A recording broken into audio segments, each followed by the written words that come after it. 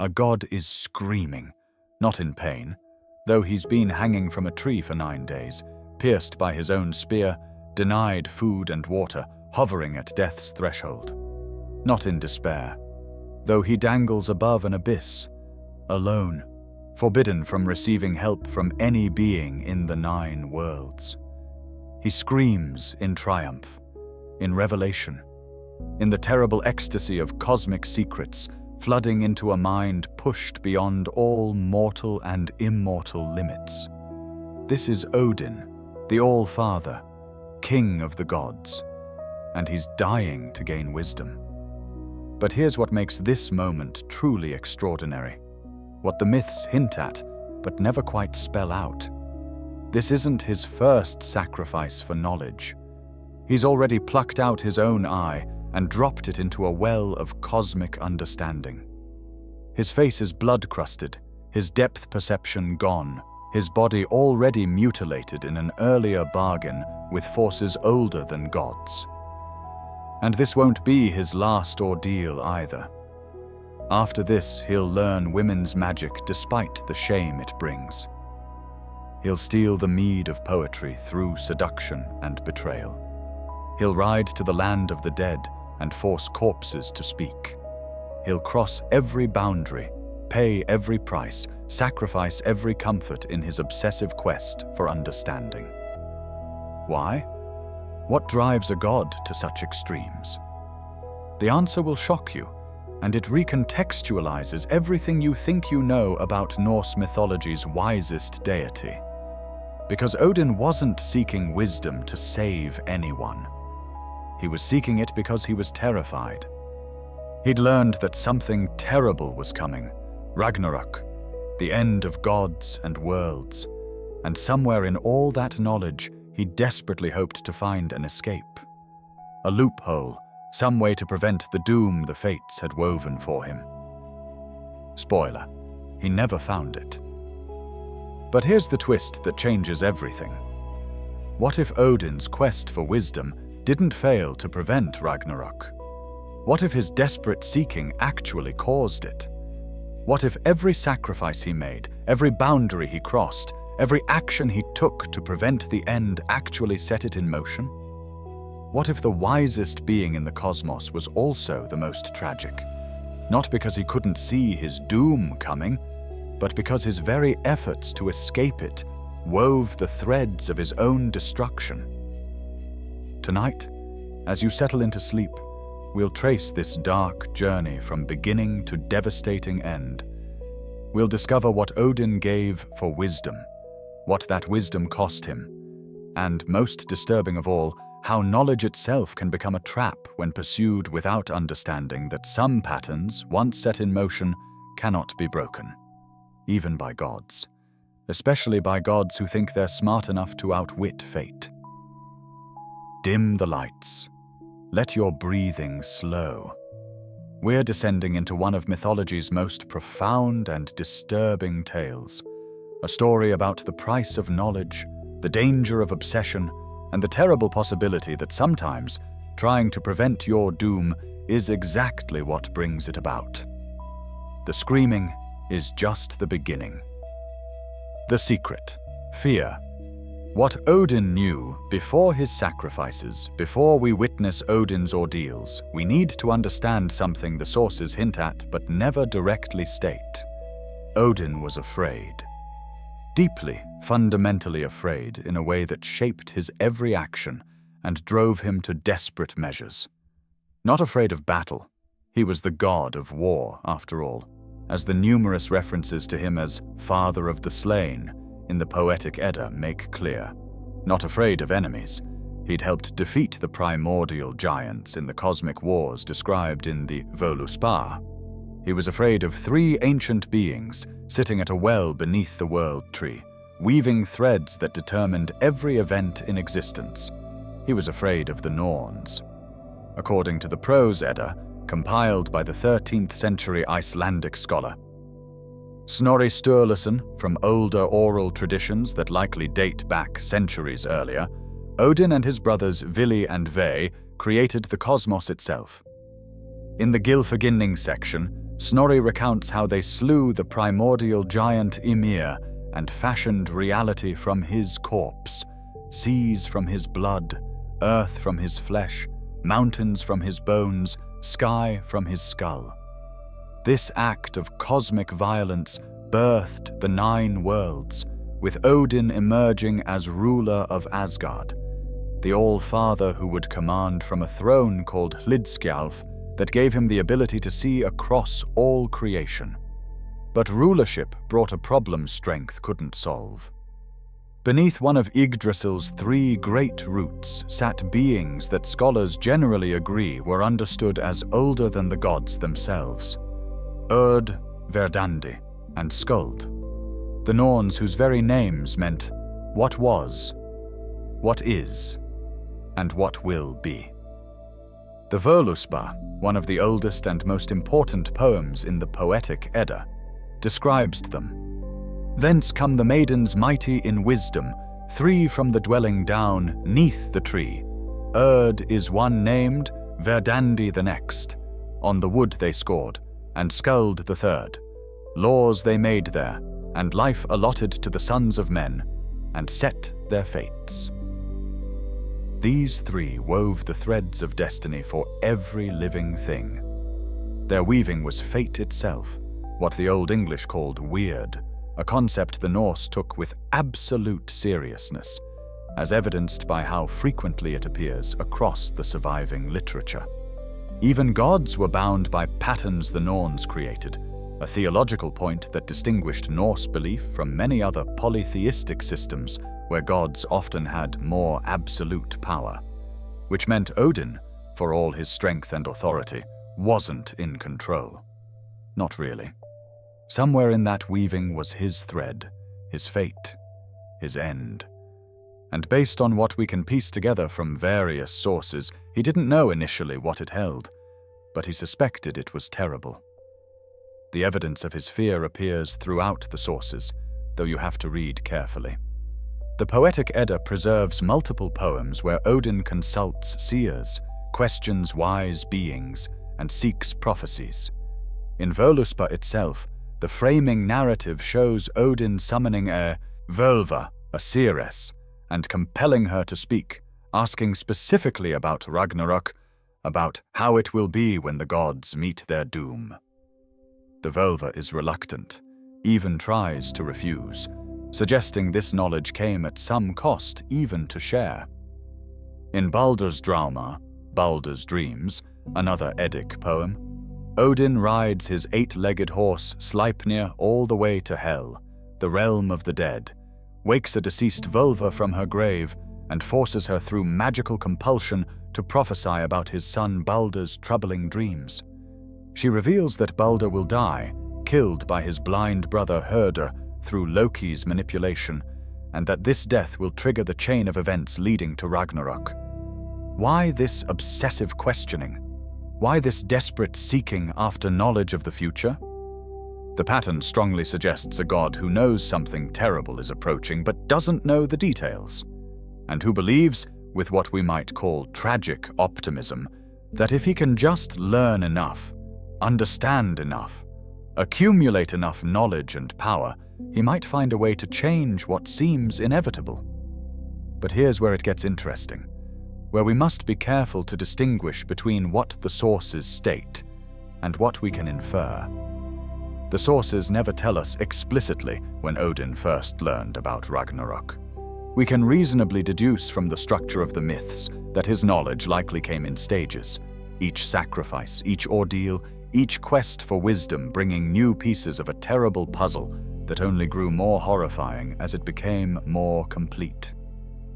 This interpretation aligns with how prophecy typically functions in Norse literature, where knowledge is rarely complete but arrives in fragments that must be assembled. And there's something else worth noting that scholars have long observed. Odin had over 170 different names across Norse texts and traditions, as catalogued by Rudolf Simek in his Dictionary of Northern Mythology. Grimnir, the Hooded One; Gangleri, the Wanderer; Bölverker, Evildoer; Igr, the Terrible; Ha, the High One; and dozens more. While some of these functioned as formal titles or epithets for poetry, the sheer number suggests something beyond mere literary variation. We might interpret this as indicating a being who moved through worlds in constant disguise, who trusted no one enough to show his true face consistently, who needed multiple identities for multiple purposes. Whether this represents actual ancient belief or poetic elaboration remains debated among scholars. But within the mythological narrative, this behavior reads less like the confidence of a secure king and more like someone perpetually hiding, someone afraid, someone convinced that enemies lurked everywhere and that only constant vigilance and endless gathering of intelligence could provide any measure of safety. The Grimnismal and other sources describe Odin wandering in disguise, testing heroes, questioning giants, learning secrets from all manner of beings across the 9 worlds. The practical reason within the narrative seems clear. Strategic intelligence gathering, a god desperate to know what potential enemies knew, what plans they might be making, what threats might be approaching that he needed to counter or prevent. He kept 2 ravens, Hugin and Munin, Thought and Memory, who, according to the Grimnismal, flew across all 9 worlds each day, gathering information and returning to whisper in his ears what they had seen and heard. He rode Sleipnir, described in multiple sources as the fastest of all steeds, who could travel between realms, even galloping into the land of the dead. He maintained what we might call a vast intelligence network, always watching, always listening, always seeking the next piece of knowledge that might help him understand and perhaps prevent what he feared was coming. And what exactly had he learned that terrified him so thoroughly? The sources suggest he'd received fragments of prophecy, pieces of the terrible puzzle. The Völuspá indicates he'd learned enough to know that Ragnarök would come, that the gods would fall, that he personally would die, swallowed by the great wolf Fenrir. But the details remained unclear, the timing uncertain, the mechanism not fully understood. This partial knowledge might have been psychologically worse than complete ignorance or complete understanding. He knew enough to be afraid, but not enough to know what to do about it. He could see the shadow of doom approaching, but couldn't yet make out its exact shape. This liminal state of partial knowledge might explain the desperation that drove him to such extreme measures. This context transforms how we understand everything that follows. Odin's sacrifices weren't the actions of a serene philosopher seeking wisdom for its own sake, as they're sometimes portrayed in modern retellings. They were the desperate measures of a being who'd glimpsed his own doom and believed, perhaps wrongly as we'll discover, that if he could just know more, understand more, accumulate more knowledge and power, he might find the secret that would save him, save the gods, save everything from the destruction he could sense approaching like a storm on the horizon. He never found that secret. But the search, obsessive, desperate, ultimately futile, would consume him, transform him, and according to one compelling interpretation that gains support when you examine the myths closely, might actually have caused the very disaster he was trying so hard to prevent. Because here's what becomes clear when you trace his journey chronologically and pay attention to cause and effect. Every action Odin took to protect the gods, every sacrifice he made to gain power, every boundary he crossed in pursuit of wisdom, had consequences. Consequences the sources record, but don't always explicitly connect to later events. And some of those consequences looked suspiciously like they might have set in motion the very patterns that would lead to Ragnarök itself. But we're getting ahead of ourselves. First, we need to witness the sacrifices, starting with the moment when Odin decided that seeing with 2 eyes wasn't enough, and that the price of cosmic knowledge, permanent mutilation, was worth paying.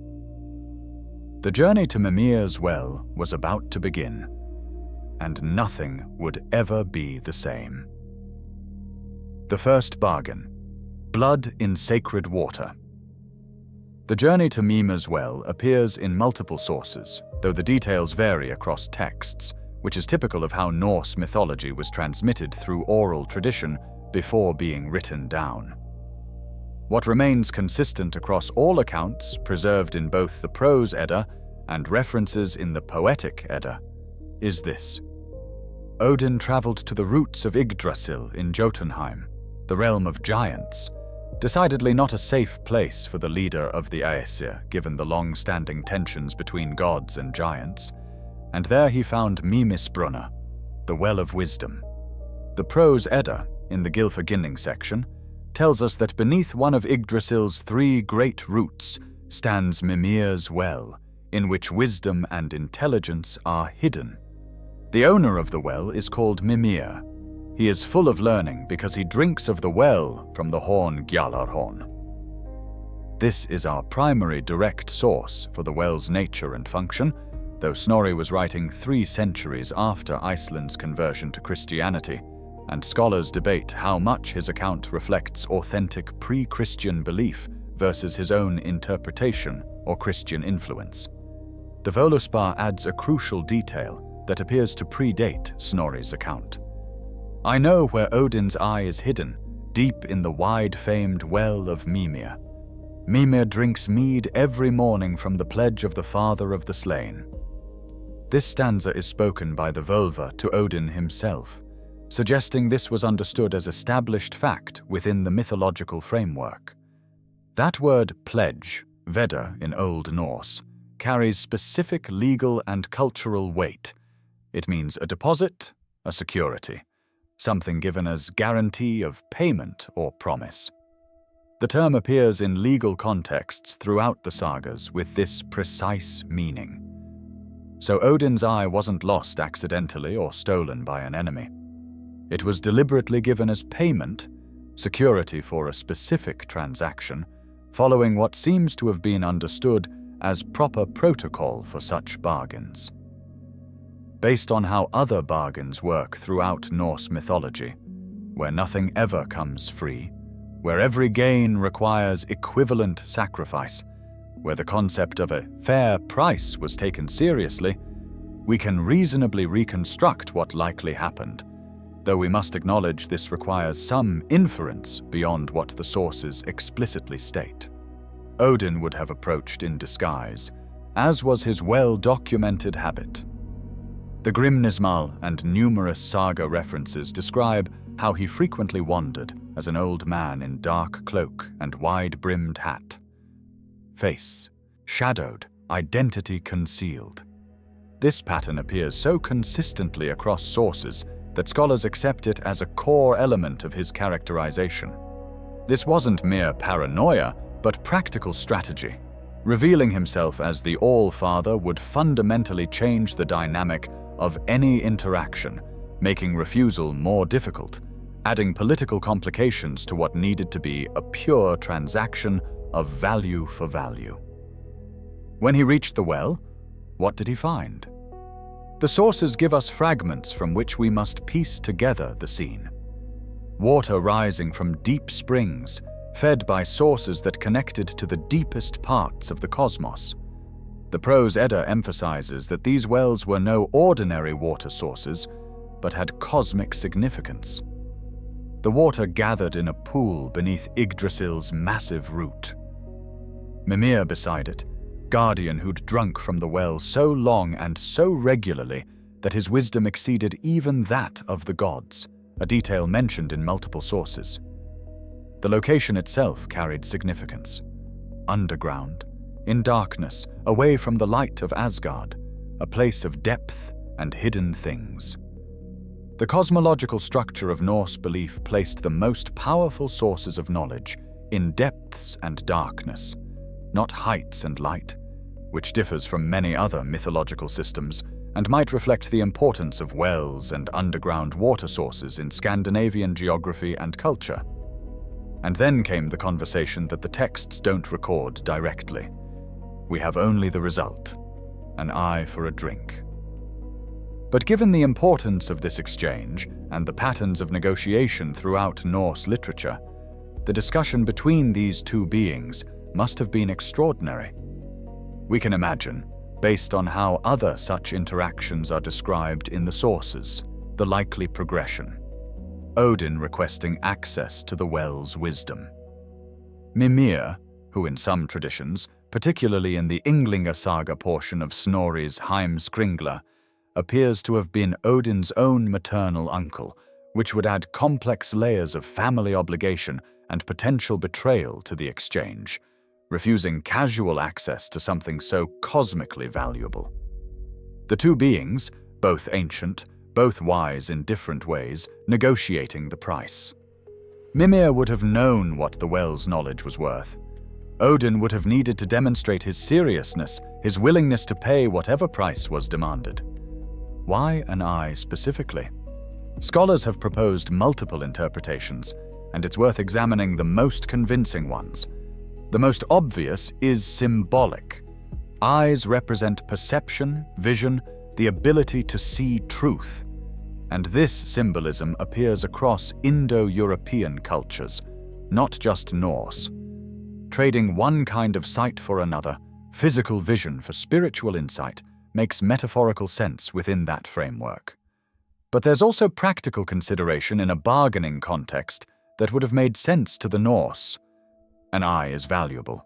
Odin needs it for full perception, irreplaceable. Unlike gold or weapons, it cannot be recovered or recreated, and its loss permanently marks the giver. Everyone who sees Odin thereafter will know a price was paid. It's what we might call the perfect currency for a transaction of this magnitude, valuable enough to match what's being received, permanent enough to ensure the bargain can't be undone, visible enough that the sacrifice is always remembered. Neil Price, in his extensively researched work, The Viking Way, Magic and Mind in Late Iron Age Scandinavia, notes compelling parallels to shamanic traditions across northern Eurasia, where spiritual initiation often involves symbolic or actual sacrifice of body parts, trading physical wholeness for spiritual power. The pattern appears repeatedly across cultures that had contact with Norse peoples. Give up ordinary human abilities to gain extraordinary non-human ones. Whether this represents cultural diffusion, independent parallel development, or something else remains debated. But the pattern itself is well documented. But here's something the sources never address directly, leaving us to wonder, did Odin hesitate? Did he consider the price too high?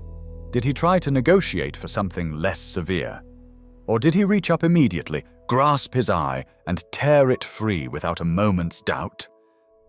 Different modern retellings imagine different scenarios, each adding psychological dimensions the sources don't provide. But all versions agree on the essential horror of the act itself.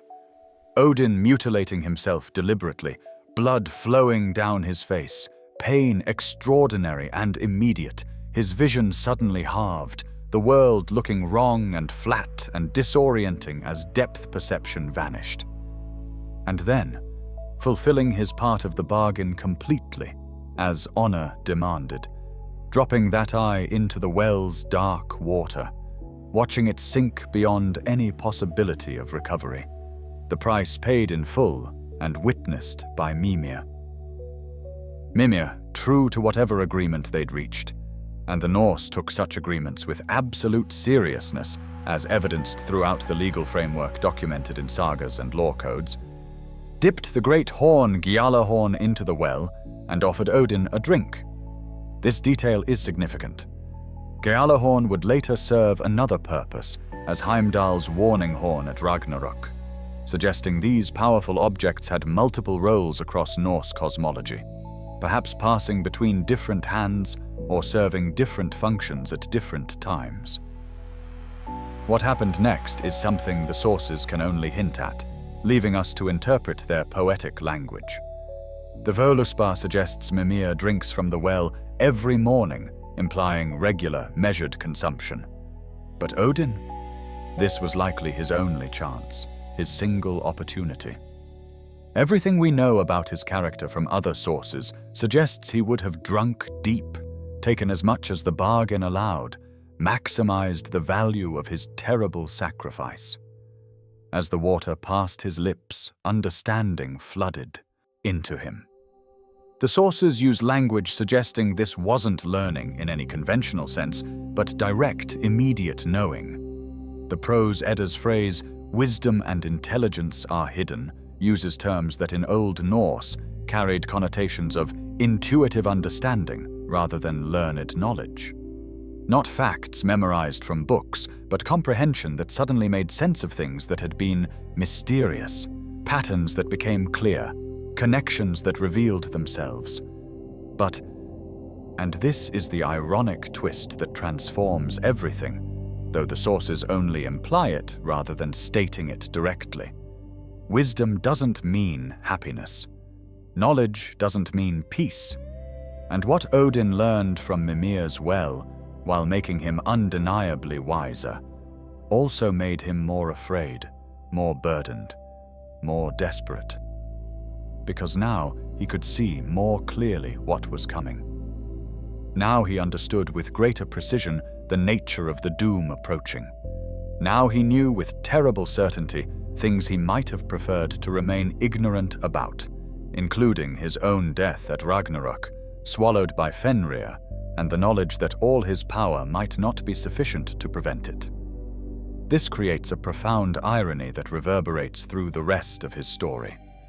Odin sacrificed his eye to see more clearly, and what he saw most clearly was his own destruction. He paid to gain understanding, and the understanding he gained was that he was doomed. Yet instead of stopping there, instead of deciding that perhaps ignorance had been preferable to this terrible knowledge, he doubled down on his quest. The wisdom from Mimir's well, instead of satisfying his hunger for understanding, intensified it. Because now he could see enough to know he needed to see more. Now he understood enough to realize how much he still didn't understand, how many pieces of the puzzle were still missing. Now he had enough of the picture to know it was terrible, but not enough to see if there might be any way to change it, any loophole, any possibility of escape. So he sought more. And the sources make clear that his next sacrifice would be far worse than an eye. It would require not just a piece of him, but all of him, death itself, or something so close to death that the distinction ceased to matter. But before we climb Yggdrasil with him, before we witness the 9 nights of agony that the Havamal describes in unflinching detail, we need to ask a question the sources never directly answer. Did the eye sacrifice actually help him? Did the wisdom from Mimir's well serve any practical purpose beyond making him more afraid? The evidence across multiple sources suggests yes. The sacrifice brought genuine, measurable benefits. After drinking from the well, Odin became renowned throughout the 9 worlds for his wisdom. Other gods sought his counsel in the prose Edda's various narratives. Giants and dwarves acknowledged his superior understanding in poems like Vafthrudnismal, where he competes in contests of knowledge. He made strategic decisions that benefited Asgard, positioned Rhys, forces against future threats, saw through deceptions that would have fooled other deities. So yes, the sacrifice brought real power. The wisdom was authentic, the understanding genuine. Odin became more than he had been, which from one perspective justified the terrible price. But, and here's the shadow that follows everything, the dark pattern we'll see repeat with each sacrifice. Did any of that wisdom actually change his fate? Did understanding help him prevent what he feared? Did seeing more clearly give him any real power to alter what he saw? The answer, revealed gradually across the entire Norse mythological corpus, and particularly in the Völuspá's prophecy, is devastatingly simple. No. All his wisdom only confirmed what he feared. All his knowledge only made the inevitable more clear. All his understanding only showed him with perfect clarity how little control he actually had over the patterns the Norns had woven. And still he kept seeking. Still he couldn't stop. Because by then, if we read his character as psychologically consistent, the hunger for knowledge had become its own compulsion, its own addiction, impossible to satisfy no matter how much wisdom he accumulated. As Odin rose from Mimir's well, his face blood-stained, his depth perception forever altered, his mind reeling with new understanding that brought more burden than relief, he was no longer quite the god who had arrived. He was marked, changed, transformed by sacrifice into something other gods hadn't become, and perhaps couldn't understand. And the whispers were already reaching him. The ravens perhaps brought word, or the knowledge from the well itself revealed it, or maybe it was something he'd always known, but only now had the courage to attempt. Whispers of another ordeal. Whispers of secrets carved into the very bark of Yggdrasil itself. Whispers of the runes, those mysterious symbols that were both letters and cosmic forces, both writing and magic, both knowledge and power. The next sacrifice would require not just a piece of his body, but a complete dismantling of his being. 9 days and nights hanging pierced from the world tree, denied all sustenance, hovering in the liminal space between life and death until either wisdom or oblivion claimed him. And somewhere in the depths of his newly gained and already burdensome wisdom, Odin must have understood this, must have known that what he was about to do would change him even more fundamentally than losing an eye. Must have realized that the price of the runes would be higher than any price he'd yet paid. But he did it anyway, because by then, stopping was no longer possible. The quest had consumed him. The hunger had become his identity. The terrible knowledge that he was doomed drove him to seek even more knowledge, in a spiral that the sources trace but never explicitly judge as wise or foolish, right or wrong. The 9 nights were waiting, and with them, a revelation that would reshape how gods and humans understood reality itself. The world tree, axis of all existence.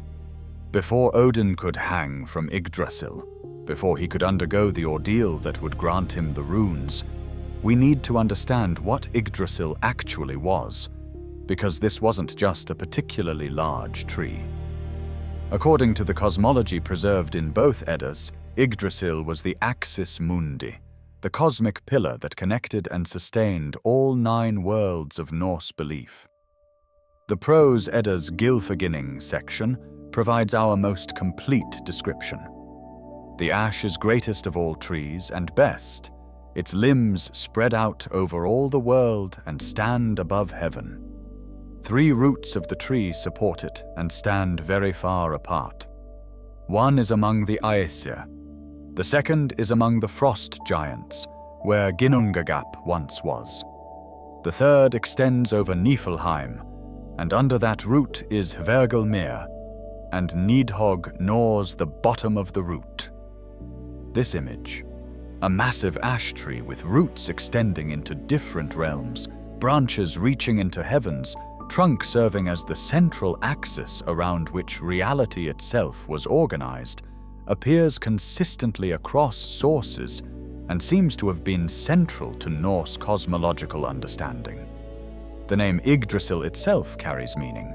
Yggdrasil was one of Odin's names, meaning the terrible, and Drasil meant horse or steed.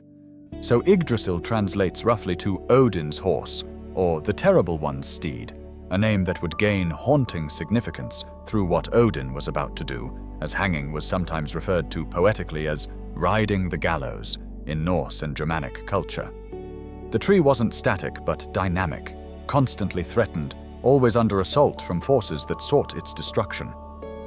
The Prose Edda catalogues these threats systematically. The dragon Nidhogg gnawed at the roots from below in Niflheim, the realm of ice and mist that predated creation.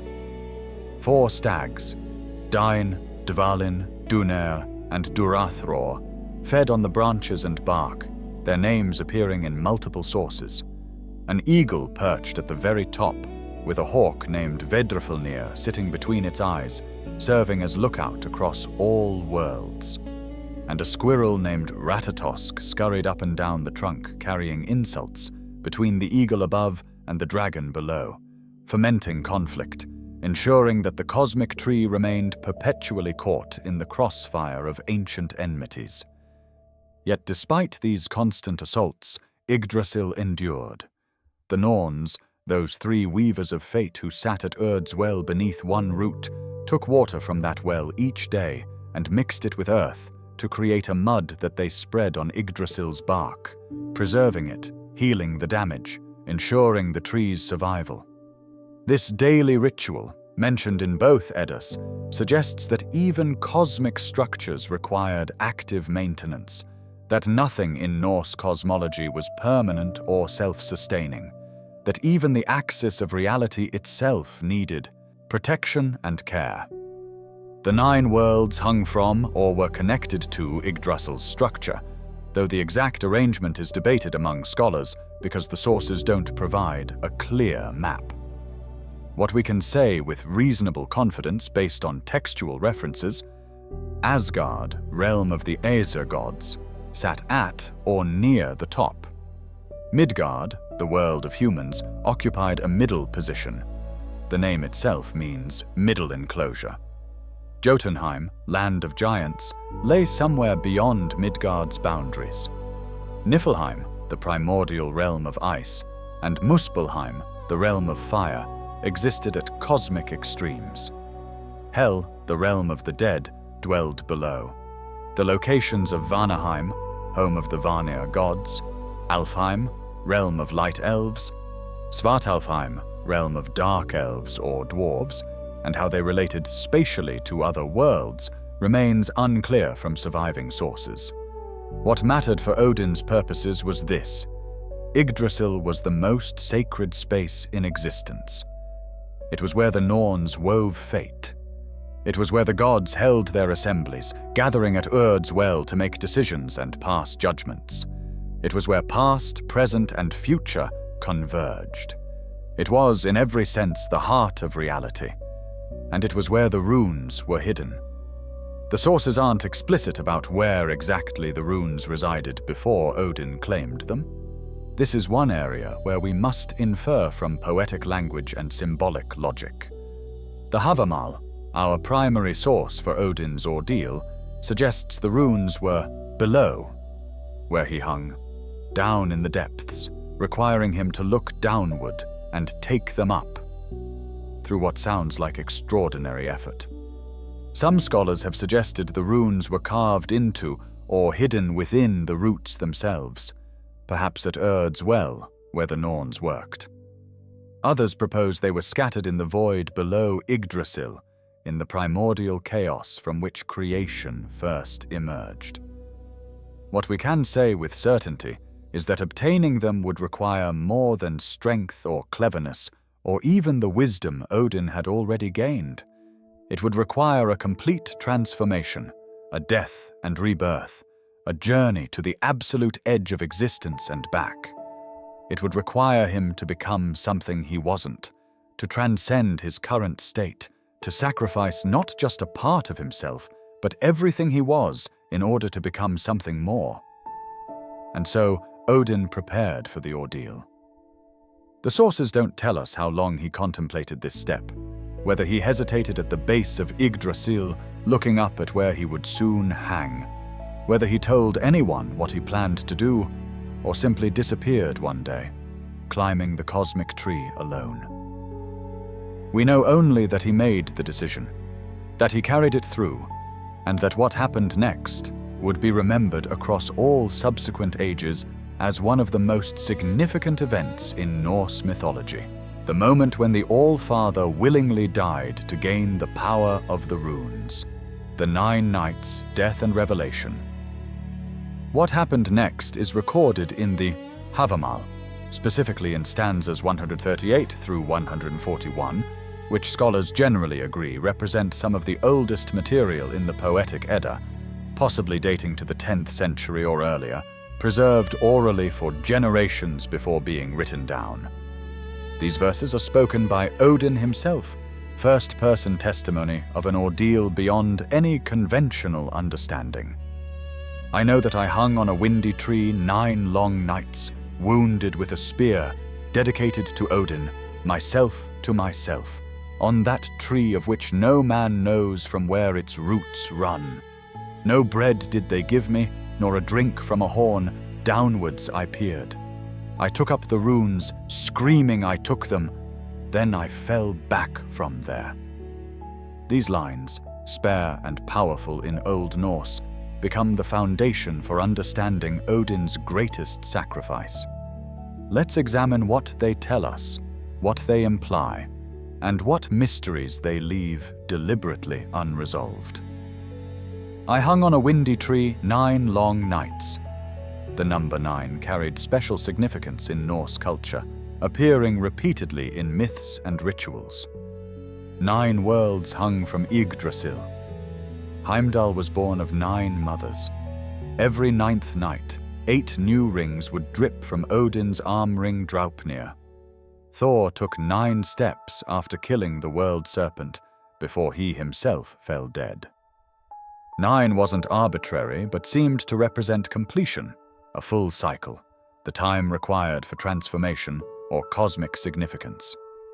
Neil Price and other scholars studying Norse ritual practices note that archaeological evidence from sites like Uppsala suggests sacrifices often followed 9-day or 9-night patterns, though whether this reflects the myths influencing practice or practice influencing myths remains debatable. Wounded with a spear, dedicated to Odin, myself to myself. This is the line that creates interpretive complexity. Odin wounded himself with his own spear, likely Gungnir, the legendary weapon that never missed its mark, crafted by dwarves, mentioned repeatedly throughout the sources. He dedicated this sacrifice to himself, the god serving as both priest and offering, both sacrificer and sacrificed. This mirrors documented Viking Age practices, where warriors and captives were sometimes sacrificed to Odin by hanging and spearing, rituals for which we have both textual evidence from accounts like Adam of Bremen's 11th century description of Uppsala temple sacrifices and archaeological evidence from bog bodies showing signs of both hanging and stabbing. But Odin was sacrificing to himself, for himself, in a ritual loop that defies conventional religious logic. Scholars have proposed various interpretations.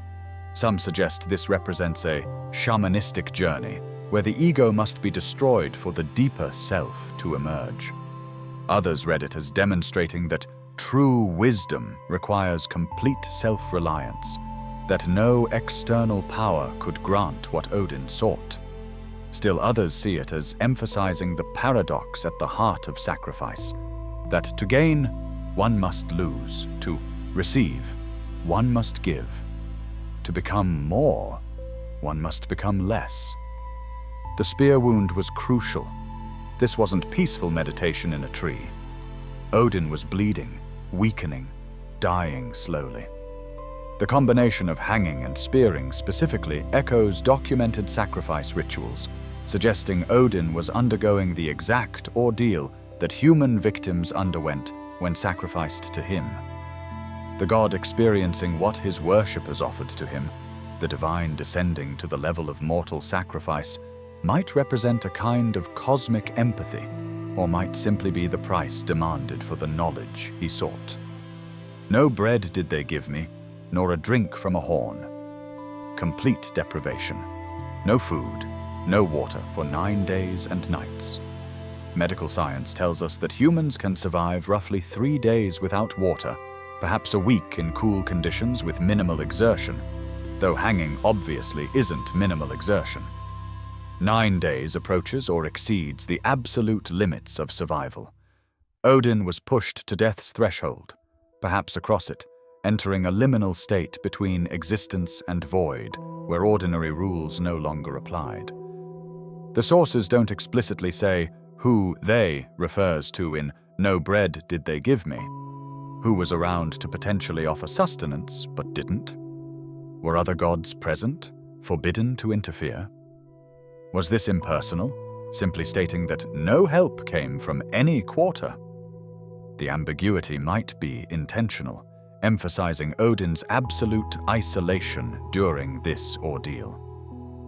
Downwards I peered. This directional detail matters. Odin hung looking down, not up. In Norse cosmology, wisdom came from depths, not heights. The well of Erd sat at roots, not branches. Mimir's well was underground. The runes were below. To gain understanding, one descended, into earth, into darkness, into death, rather than ascending toward light and heaven, as other religious traditions might structure spiritual journey. I took up the runes, screaming, I took them. The verb choice is violent, active, almost aggressive. Odin didn't receive the runes as a gift. He seized them, took them by force of will despite whatever agony the taking required. And he screamed, not in quiet contemplation, but in primal, overwhelming intensity of experience. What did he see? What happened in that moment? The sources don't elaborate, leaving us to imagine the revelation based on what we know of runes and their significance. But before we explore what the runes were and what they meant, we need to sit for a moment with the horror of this image. A god hanging from the cosmic tree, pierced, starving, dying, looking down into primal chaos, maintaining consciousness and will through 9 days and nights of agony for the chance to grasp secrets hidden since creation's dawn. Then I fell back from there. The ordeal ended not with gentle enlightenment, but collapse. Odin fell, whether literally dropping from the tree or metaphorically falling back into ordinary consciousness after his vision, transformed and traumatized by what he'd experienced. The immediate aftermath isn't described in detail. Did someone cut him down? Did he free himself? How long did recovery take? These practical questions go unanswered, suggesting they weren't the point of the story. What mattered was the transformation. Odin had died and been reborn as something more than he was, possessed now of knowledge that would reshape reality itself. But what exactly were the runes? And why were they worth this extraordinary price? The runes, more than letters. To understand what Odin gained, we need to understand what runes actually were in Norse belief. And this is more complex than simply an alphabet, as they're often casually described. The runes were simultaneously practical writing system, magical technology, cosmic forces, and fundamental building blocks of reality itself. The Elder Futhark, the oldest form of runic alphabet, consisted of 24 characters divided into 3 groups of 8 called Aetir, families or generations. Each rune had a name, a sound, and layers of meaning that extended far beyond phonetic function. Archaeology has recovered thousands of runic inscriptions from across Scandinavia and areas of Viking influence, carved into wood, stone, metal, and bone, dating from approximately the 2nd to 8th centuries CE for the Elder Futhark, with later developments continuing into the Viking Age and beyond. The first ATTT began with Fehu, cattle, wealth, Uruz, Aurochs, strength, Thurisaz, giant, thorn, Ansuz, god, breath, Raido, journey, wagon, Kenaz, torch, knowledge, Gebo, gift, exchange, and Wunjo, joy. Harmony. The second eight Gaiat, Hagalaz, hail, disruption, Nauthiz, need, constraint, Isa, ice, stillness, Gera, year, harvest, Ehwaz, Utri, endurance, Perthro, mystery, fate, Algiz, elk, protection, and Sowilo, sun, success. The third, Tiwaz, tire, justice, Berkano, birch, growth, Ahwaz, horse, partnership, Manaz, human, community, Laguz, water, flow, Ingwaz, Freya, fertility, Dagaz, day, awakening, and Othala, heritage, homeland. Each name carried significance that extended into multiple domains: mythological, practical, spiritual. Thurisaz connected to giants and Thor's battles against them. Answers related to Odin himself and the divine breath that gave life to the first humans. Tiwaz invoked the god Tyr and his sacrifice of his hand to bind Fenrir. The runes weren't arbitrary symbols, but encoded knowledge about cosmos, gods, nature, human experience, practical matters, and spiritual truths. But here's where it gets fascinating, where runes transcend conventional writing. They were understood as having power independent of their use as letters.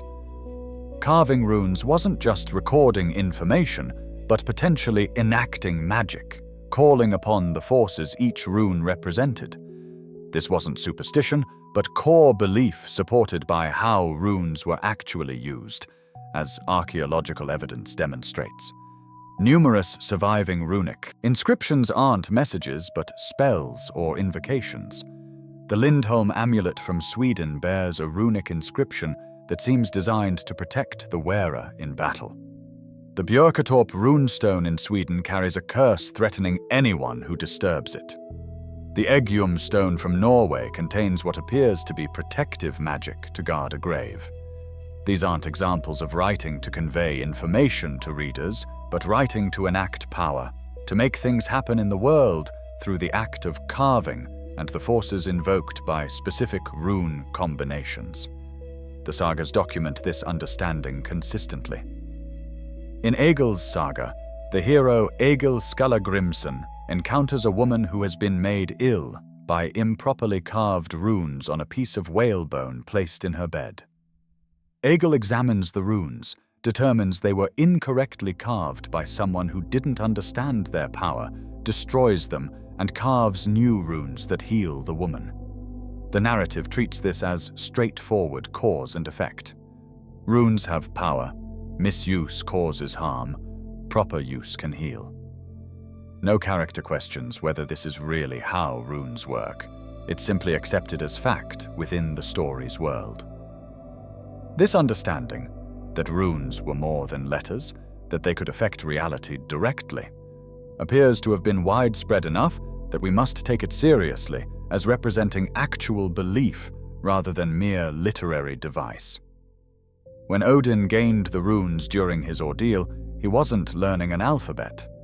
He was obtaining access to fundamental cosmic forces, gaining the ability to shape reality through knowledge and will. The Havamal continues after describing the hanging ordeal with a lengthy section cataloguing what Odin can do with the runes, though scholars debate whether this section was originally connected to the hanging verses or represents separate tradition that was later combined. Regardless, the catalogue is revealing. He can blunt enemies' swords, break fetters, stop arrows in flight, protect against fire, calm storms at sea, expose witches, raise the dead to speak with him, win in battle, preserve friendships, heal sickness, and more.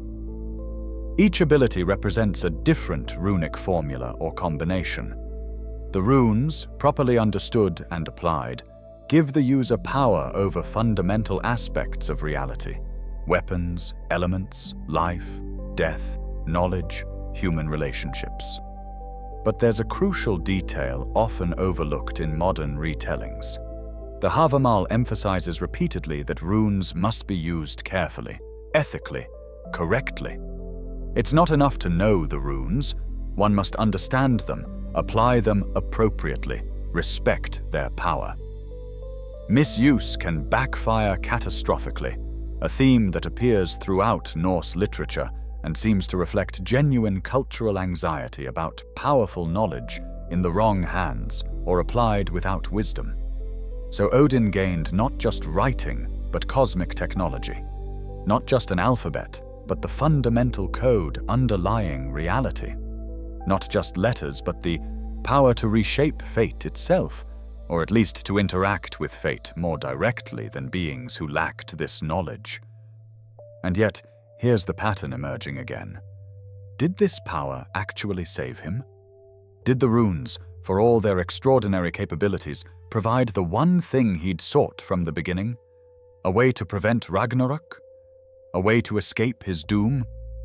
The sources make clear they did not. Odin with the runes was more powerful than Odin without them, yes. He could do things no other being could do.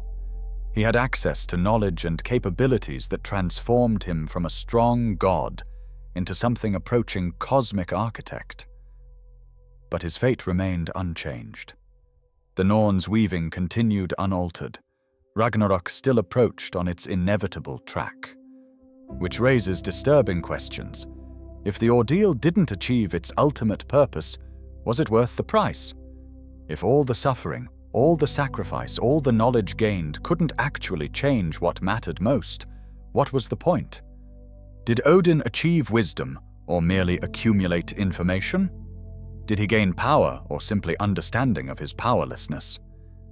These questions become even more troubling when we examine what happened next.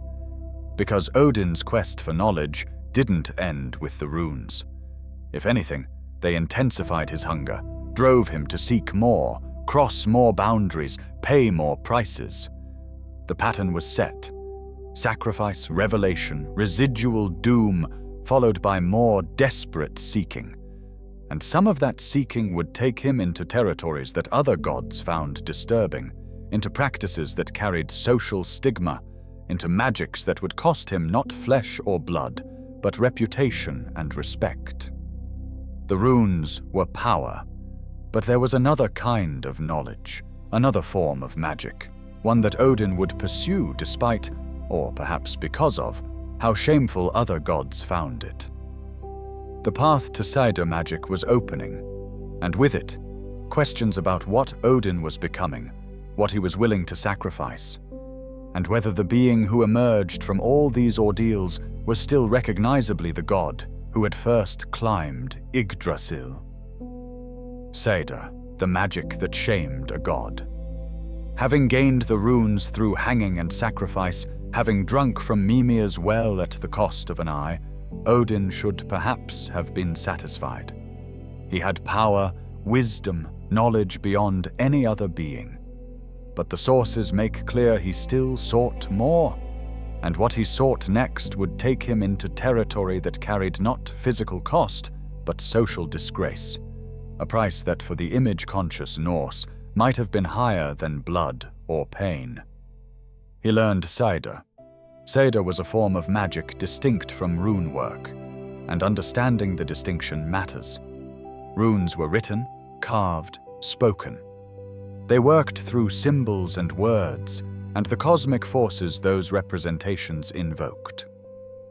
Seider was performed, enacted through ritual and trance, involving what scholars interpret as altered states of consciousness, prophecy, spiritual journeys, and direct manipulation of fate and fortune through means that don't translate easily to modern categories.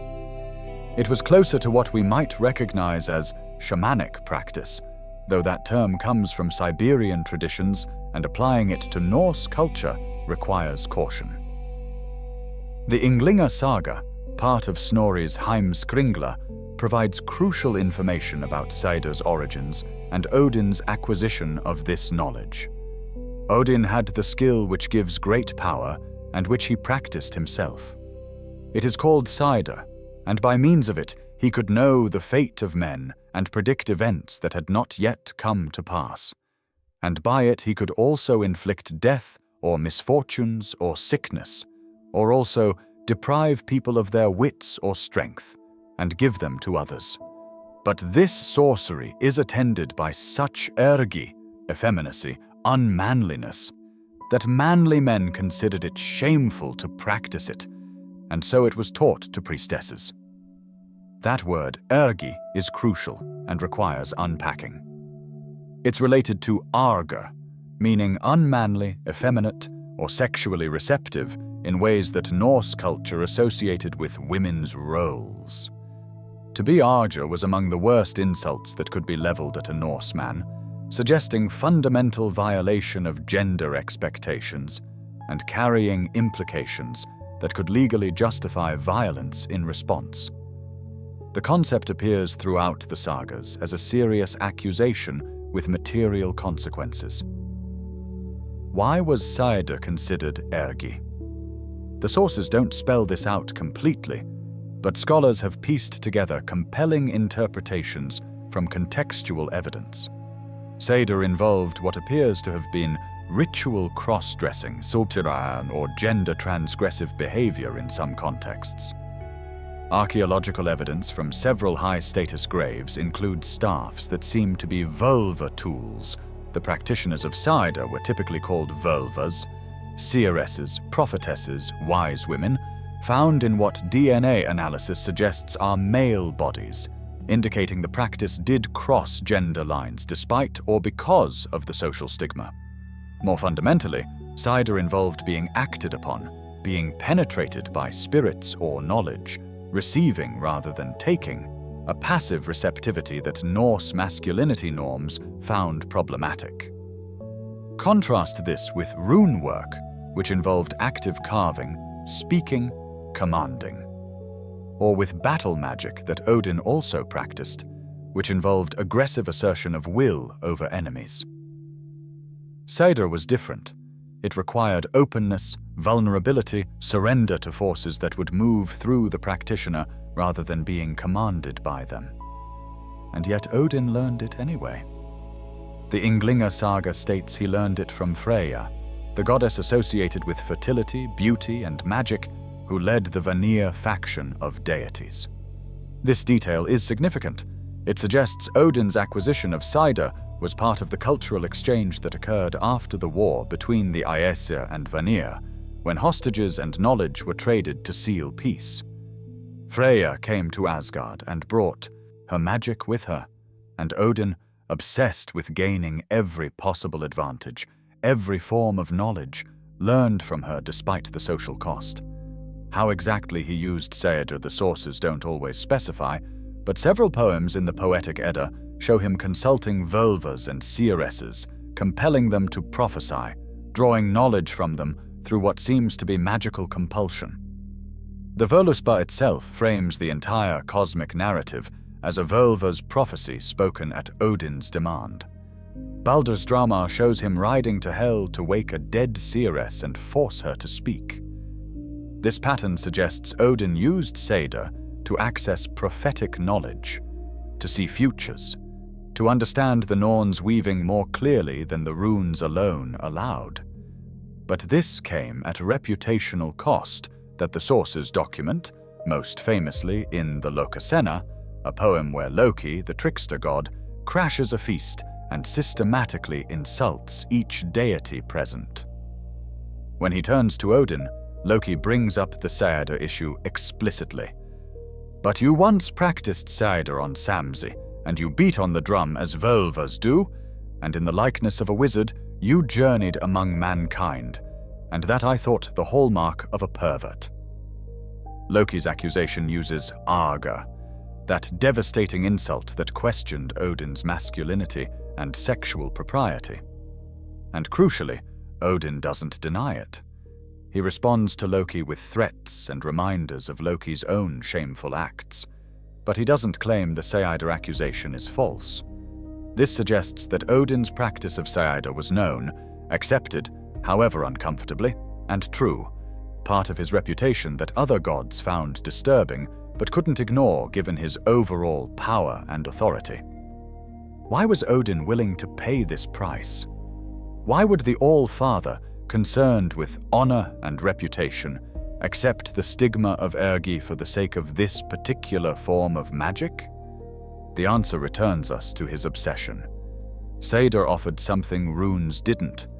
It provided access to prophetic knowledge, the ability to see possible futures, to understand fate's weaving from a different angle than runic divination allowed. For a god desperate to find any possible escape from Ragnarök, any source of information about the future was worth pursuing, even at the cost of reputation and respect from other deities. This willingness to cross gender boundaries for power also aligns with Odin's documented pattern of shape-shifting and disguise. The Prose Edda catalogues multiple instances of Odin changing form, appearing as various animals, adopting different guises, transforming himself to accomplish goals that required deception or different capabilities. Gender-transgressive magic fits this pattern of radical flexibility, of refusing to be bound by conventional categories if those categories limited access to knowledge or power. But again, for the third time now in our narrative, we must ask, did it work? Did Sædr give Odin the advantage he sought? Did the knowledge gained through this shameful magic actually help him prevent Ragnarök or change his fate?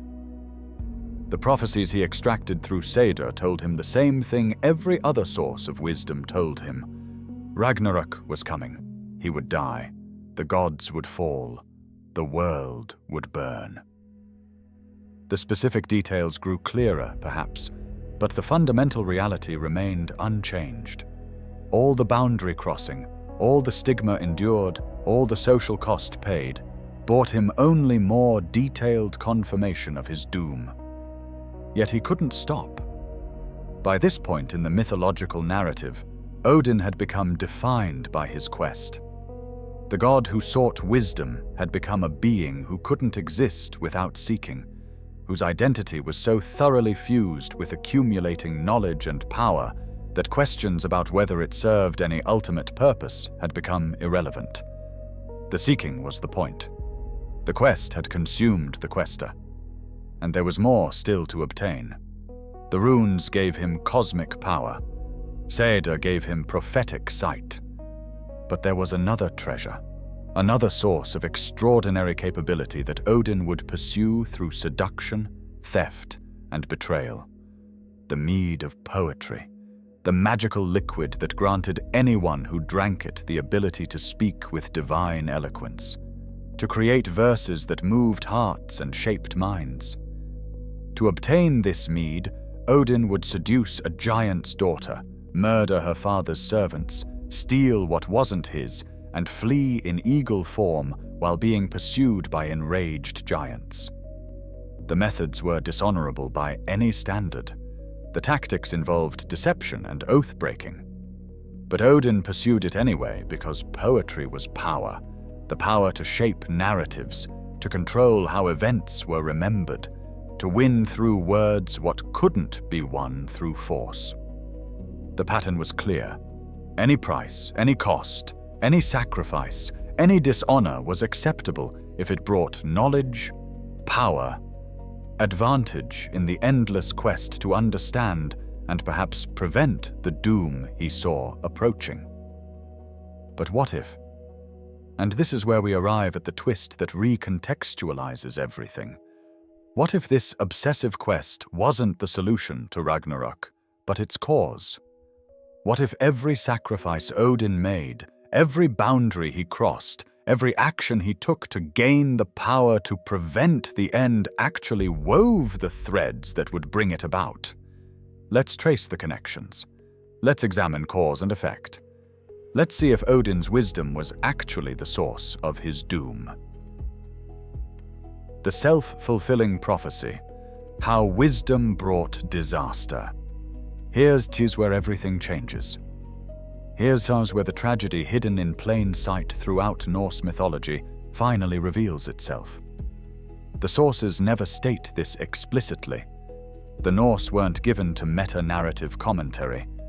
But when you trace Odin's actions chronologically and examine their consequences, a disturbing pattern emerges. The All-Father's quest to prevent Ragnarök actually caused it. Let's start with Fenrir, the great wolf destined to kill Odin at Ragnarök. How did this enmity begin? Why would Fenrir, son of Loki and the giantess Angrboda, become the specific instrument of Odin's doom? The Prose Edda tells us the gods received prophecy that Loki's children with Angrboda would bring great harm. So Odin sent gods to fetch the children. Fenrir the wolf, Jormungandr the serpent, and Hel, the death goddess. Odin cast Jormungandr into the ocean surrounding Midgard, where it would grow to encircle the world and become Thor's nemesis. He threw Hel into Niflheim and gave her authority over those who died of sickness or old age. And Fenrir, the wolf they kept in Asgard, attempting to control and bind him. Initially, Fenrir was just a pup, growing rapidly but not yet the world-threatening beast he would become. The gods tried to bind him several times with chains he kept breaking. Finally, they commissioned the dwarves to craft Gleipnir, the magical ribbon made from impossible things, the sound of a cat's footstep, the beard of a woman, the roots of a mountain, the sinews of a bear, the breath of a fish, the spittle of a bird. Gleipnir looked delicate but was unbreakable. But Fenrir was now suspicious. He'd been bound before, chains had been tested on him before, and he suspected treachery. He would only let them bind him with Gleipnir if one god would place their hand in his mouth as pledge of good faith. The gods looked at each other. No one wanted to volunteer because they all knew this was indeed treachery. Gleipnir would hold, and whoever put their hand in Fenrir's mouth would lose it. Finally, Tyr, god of justice and war, stepped forward. He placed his hand in Fenrir's mouth. The gods bound Fenrir with Gleipnir. The binding held. Fenrir couldn't break free, and in fury at the betrayal, he bit down, severing Tyr's hand. From that moment forward, Fenrir hated the gods with absolute conviction. He'd been imprisoned for crimes he hadn't yet committed, bound because of what prophecy said he might do, betrayed after offering trust. The sources tell us that from that point until Ragnarök, Fenrir remained bound to a rock, Gleipnir in his mouth held open by a sword, drool forming the river Van, waiting with infinite hatred for the day the binding would break, and he could take his revenge. Now here's the question the sources never quite asked directly. Would Fenrir have killed Odin if the gods hadn't bound him? If they'd treated him differently, raised him with honor, given him reason to be loyal rather than reasons to hate? Would the prophecy have fulfilled itself? We cannot know. Fate in Norse belief was complicated, and the sources don't address this counterfactual directly. But the narrative structure suggests a self-fulfilling prophecy. Prophecy says Fenrir will bring doom. Gods act to prevent it by binding him. Binding creates the hatred that ensures he will indeed bring doom when he breaks free. Odin's attempt to prevent his own death by neutralizing Fenrir actually created the enmity that would motivate his death.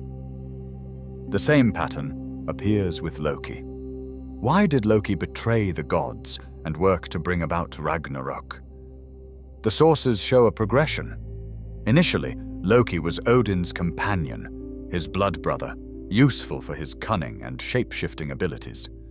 But over time, Loki's trickery became more dangerous, his actions more destructive.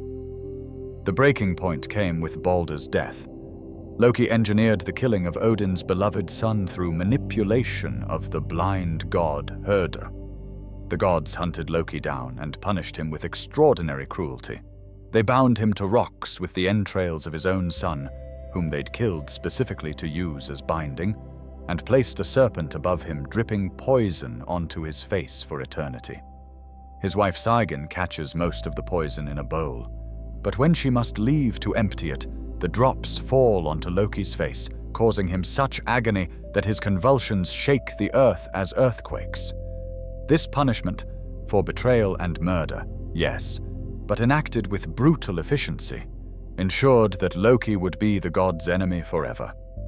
When Ragnarök comes, the sources tell us Loki breaks free and leads the giants and dishonored dead against Asgard. His hatred of the gods drives him to fight against them to the very end. But again, what if the punishment created the enemy? What if Loki's earlier mischief, while problematic, wouldn't have led to his ultimate betrayal if the gods had responded differently?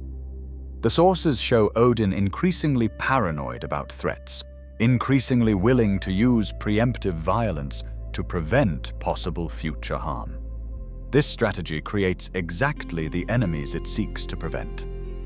Then there's Baldur's death itself, the event that many scholars view as the trigger that makes Ragnarök inevitable. Baldur had nightmares of his death. His mother Frigg traveled to every being in the 9 worlds and made them swear not to harm Baldur. Every being except Mistletoe, which she deemed too young to swear oaths. Loki discovered this loophole, crafted a dart from Mistletoe, and tricked blind Herder into throwing it, killing Baldur. The gods attempted to retrieve Baldur from Hel. Hel offered a bargain. If every being in all worlds wept for Baldur, she would release him. Every creature wept except one, a giantess named Thok, who refused. Thok was likely Loki in disguise, ensuring his plan couldn't be undone. Baldur remained dead. Why did this matter so much? Why did one god's death, however beloved, make Ragnarök inevitable? The sources don't spell this out completely, but the logic seems to be. Baldur's death represented the moment when Asgard's invulnerability was broken, when the gods realized they could be killed by treachery despite their power, when the promise that they could protect themselves and maintain order was revealed as false. It was a psychological break as much as a tactical one. The gods' confidence shattered, their trust undermined, their unity fractured. And what had led to this? Odin's obsessive concern with futures and prophecies. Frigg's attempt to prevent Baldur's death by extracting oaths created the very vulnerability Loki exploited. The gods' increasing paranoia and violent preemption had alienated Loki, creating the vengeful enemy who orchestrated Baldur's death. Trying to prevent tragedy brought it about. Consider also Odin's gathering of the Einherjar, the chosen slain, warriors who died in battle and were brought to Valhalla to feast and fight until Ragnarök, when they would form Odin's army against the giants and monsters. The Prose Edda describes this clearly. Odin wants the best warriors to die in battle, so they'll come to him. And at Ragnarök, he'll have an army to defend Asgard. But think about what this means. Odin's preparation for Ragnarök, his gathering of forces to fight in the final battle, might itself signal to fate that Ragnarök is approaching. He's assembling an army for a war that hasn't started yet, but by preparing for war, he might be making war inevitable. The strategic logic makes sense from one perspective. Prepare for the threat you know is coming. But from another perspective, preparing so obviously for Ragnarök might be what triggers its beginning, what tells the Norns that the time has come, what sets the final sequence in motion. Every action Odin took to gain knowledge of Ragnarök and power to prevent it had consequences he couldn't fully foresee, despite his wisdom. Binding Fenrir created the vengeful enemy who would kill him. Mistreating Loki created the betrayer who would lead armies against Asgard. Seeking prophecies made him increasingly paranoid and preemptive in his violence. Gathering the Einherjar signaled that the final battle was approaching. His obsessive quest for knowledge made him isolated, feared, and increasingly tyrannical. Each piece of wisdom gained, each sacrifice made, each boundary crossed in pursuit of preventing doom actually wove the threads of that doom more tightly. Odin could see Ragnarök approaching with perfect clarity, but he couldn't see that his own actions were bringing it closer. He was the spider at the center of a web he'd woven himself, thinking he was the weaver when he was actually the prey. This is the self-fulfilling prophecy, writ cosmically large. The attempt to prevent fate causes fate. The wisdom that shows doom approaching provides no wisdom about how trying to prevent doom might cause it.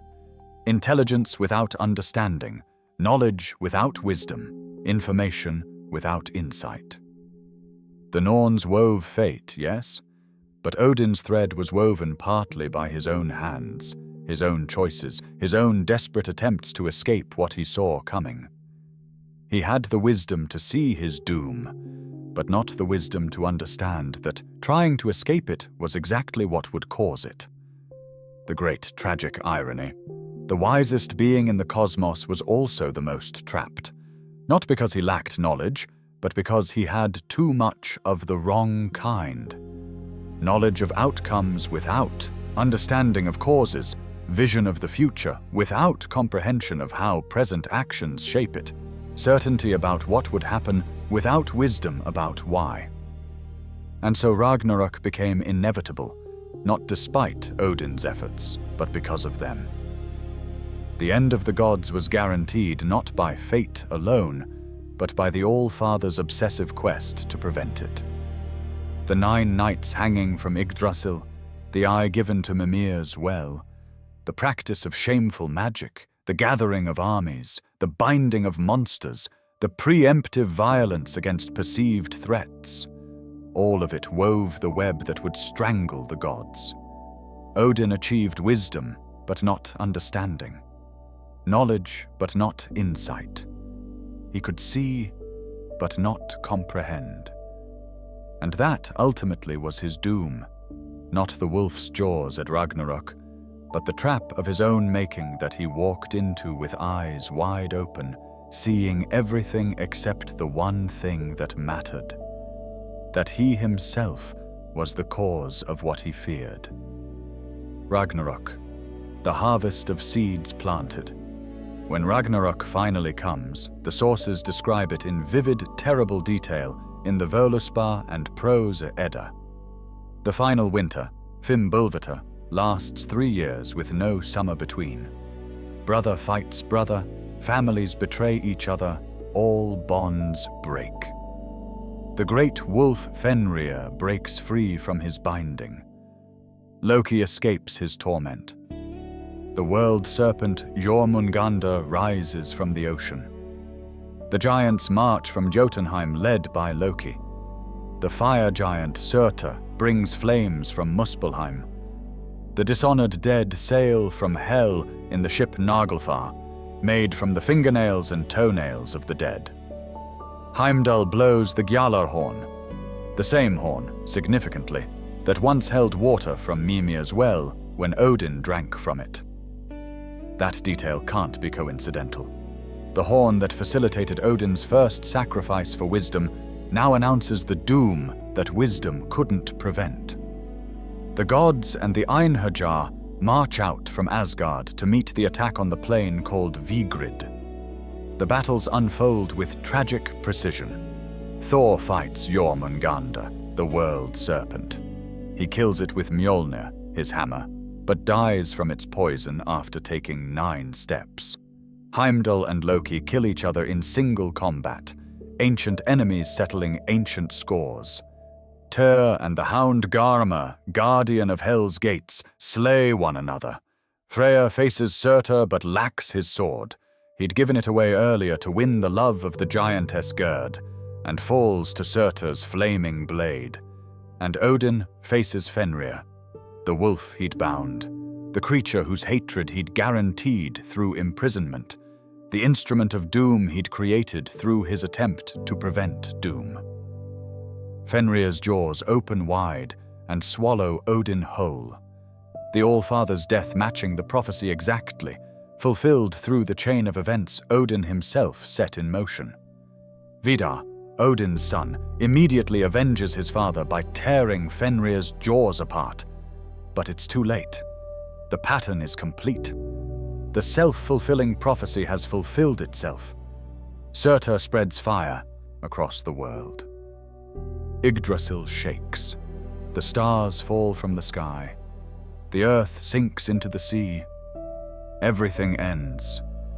But, and this is crucial to Norse eschatology, the end is not absolute. The Völuspá describes what comes after. The earth rises again from the waves, green and fertile.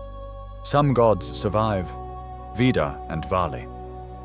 Odin's sons, Modi and Magni, sons of Thor who inherit Mjolnir, Honir who can read omens. Balder and Herder return from Hel, reconciled in death. They meet in the place where Asgard once stood and find the golden chess pieces the old gods used to play with, artifacts of the previous age. Two humans, Leif and Lifthrasir, survive by hiding in Yggdrasil during the destruction. They emerge to repopulate the world. A daughter of Sunna, the sun goddess, continues her mother's path across the sky. Life begins again, though the old gods are mostly gone, though the world is fundamentally changed.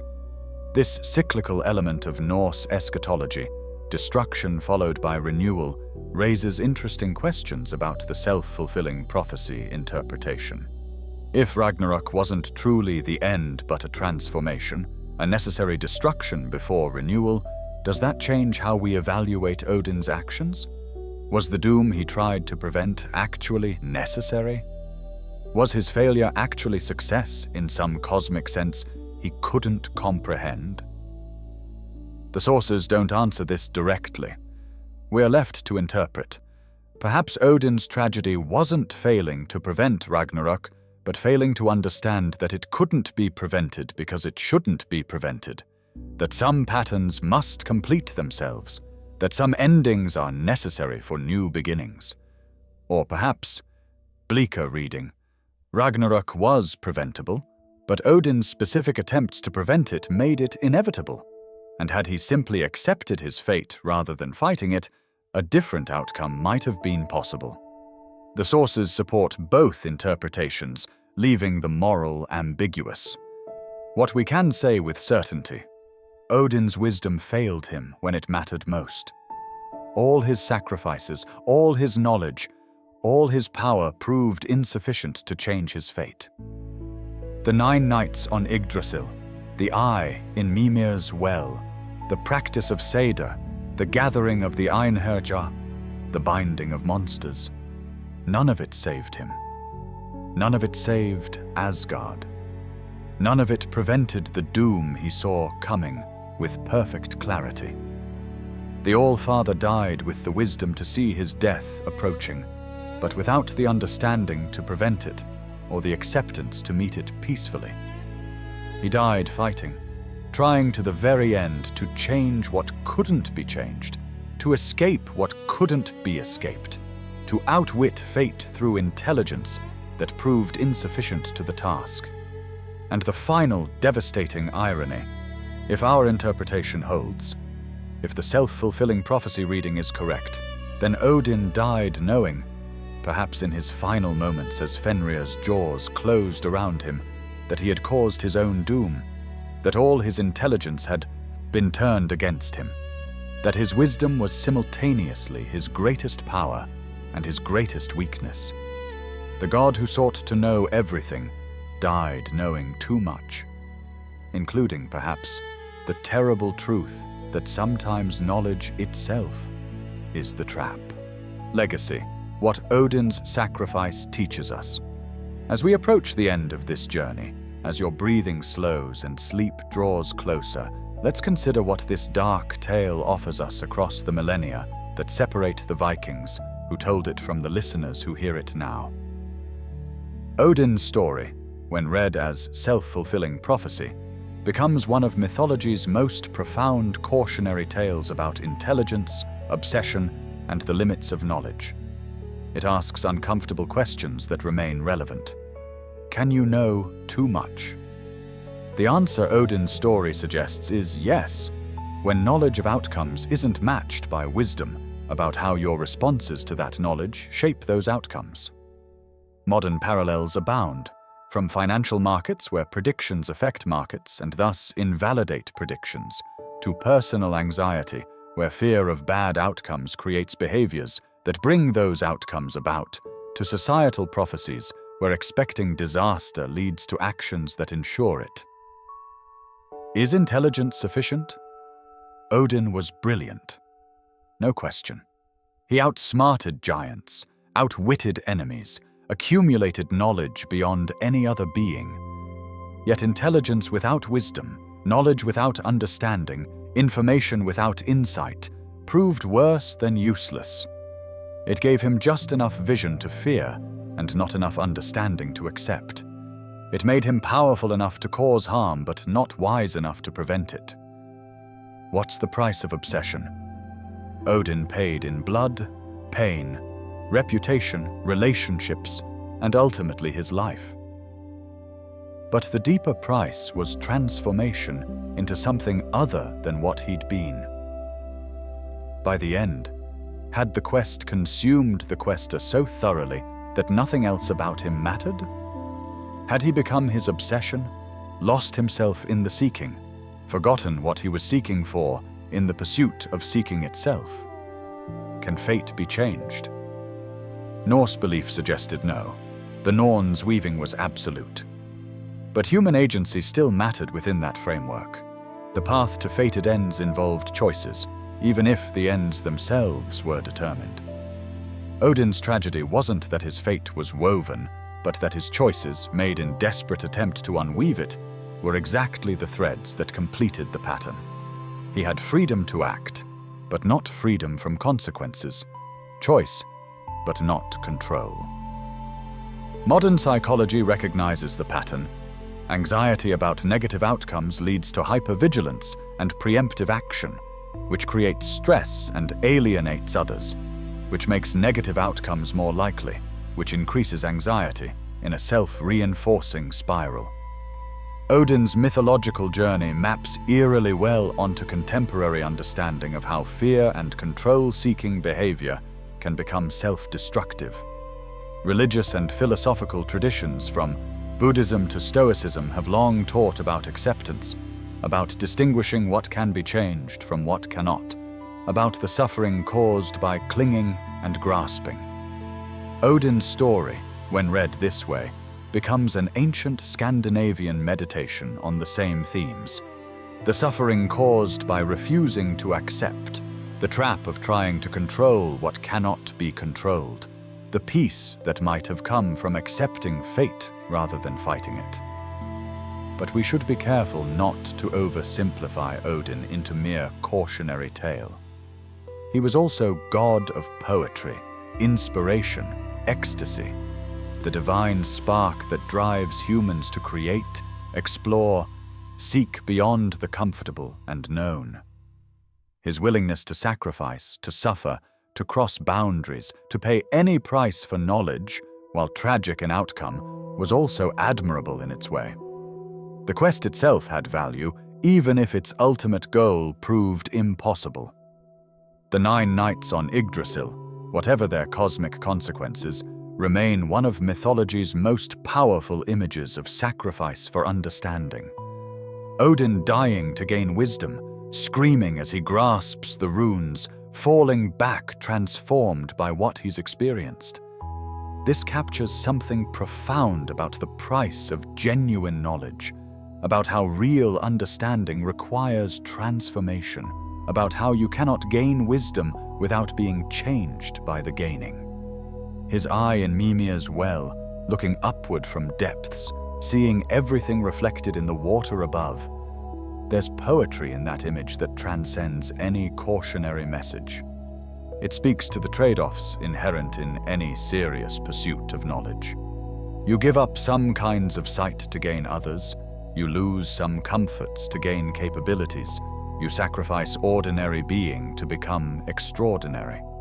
And perhaps most importantly, Odin's story reminds us that even the wisest can be trapped by their own wisdom, that intelligence is not the same as understanding, that knowledge can blind as easily as illuminate. In an age increasingly dominated by data, information, artificial intelligence, this feels more relevant than ever. We're accumulating knowledge at exponential rates, but are we gaining wisdom?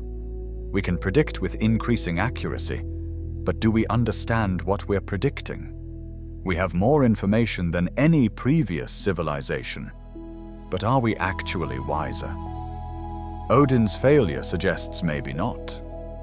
His tragedy warns us that more knowledge doesn't automatically mean better outcomes, that prediction without wisdom can make things worse, that intelligence needs to be balanced by acceptance, That sometimes the smartest thing might be acknowledging what you cannot change, rather than desperately trying to change everything.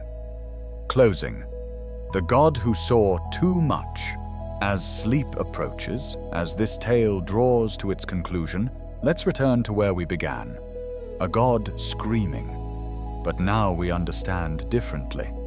Odin screamed not just in triumph at grasping the runes, but in recognition of what that knowledge would cost, what it would make him, what doom it showed approaching without offering any way to prevent it.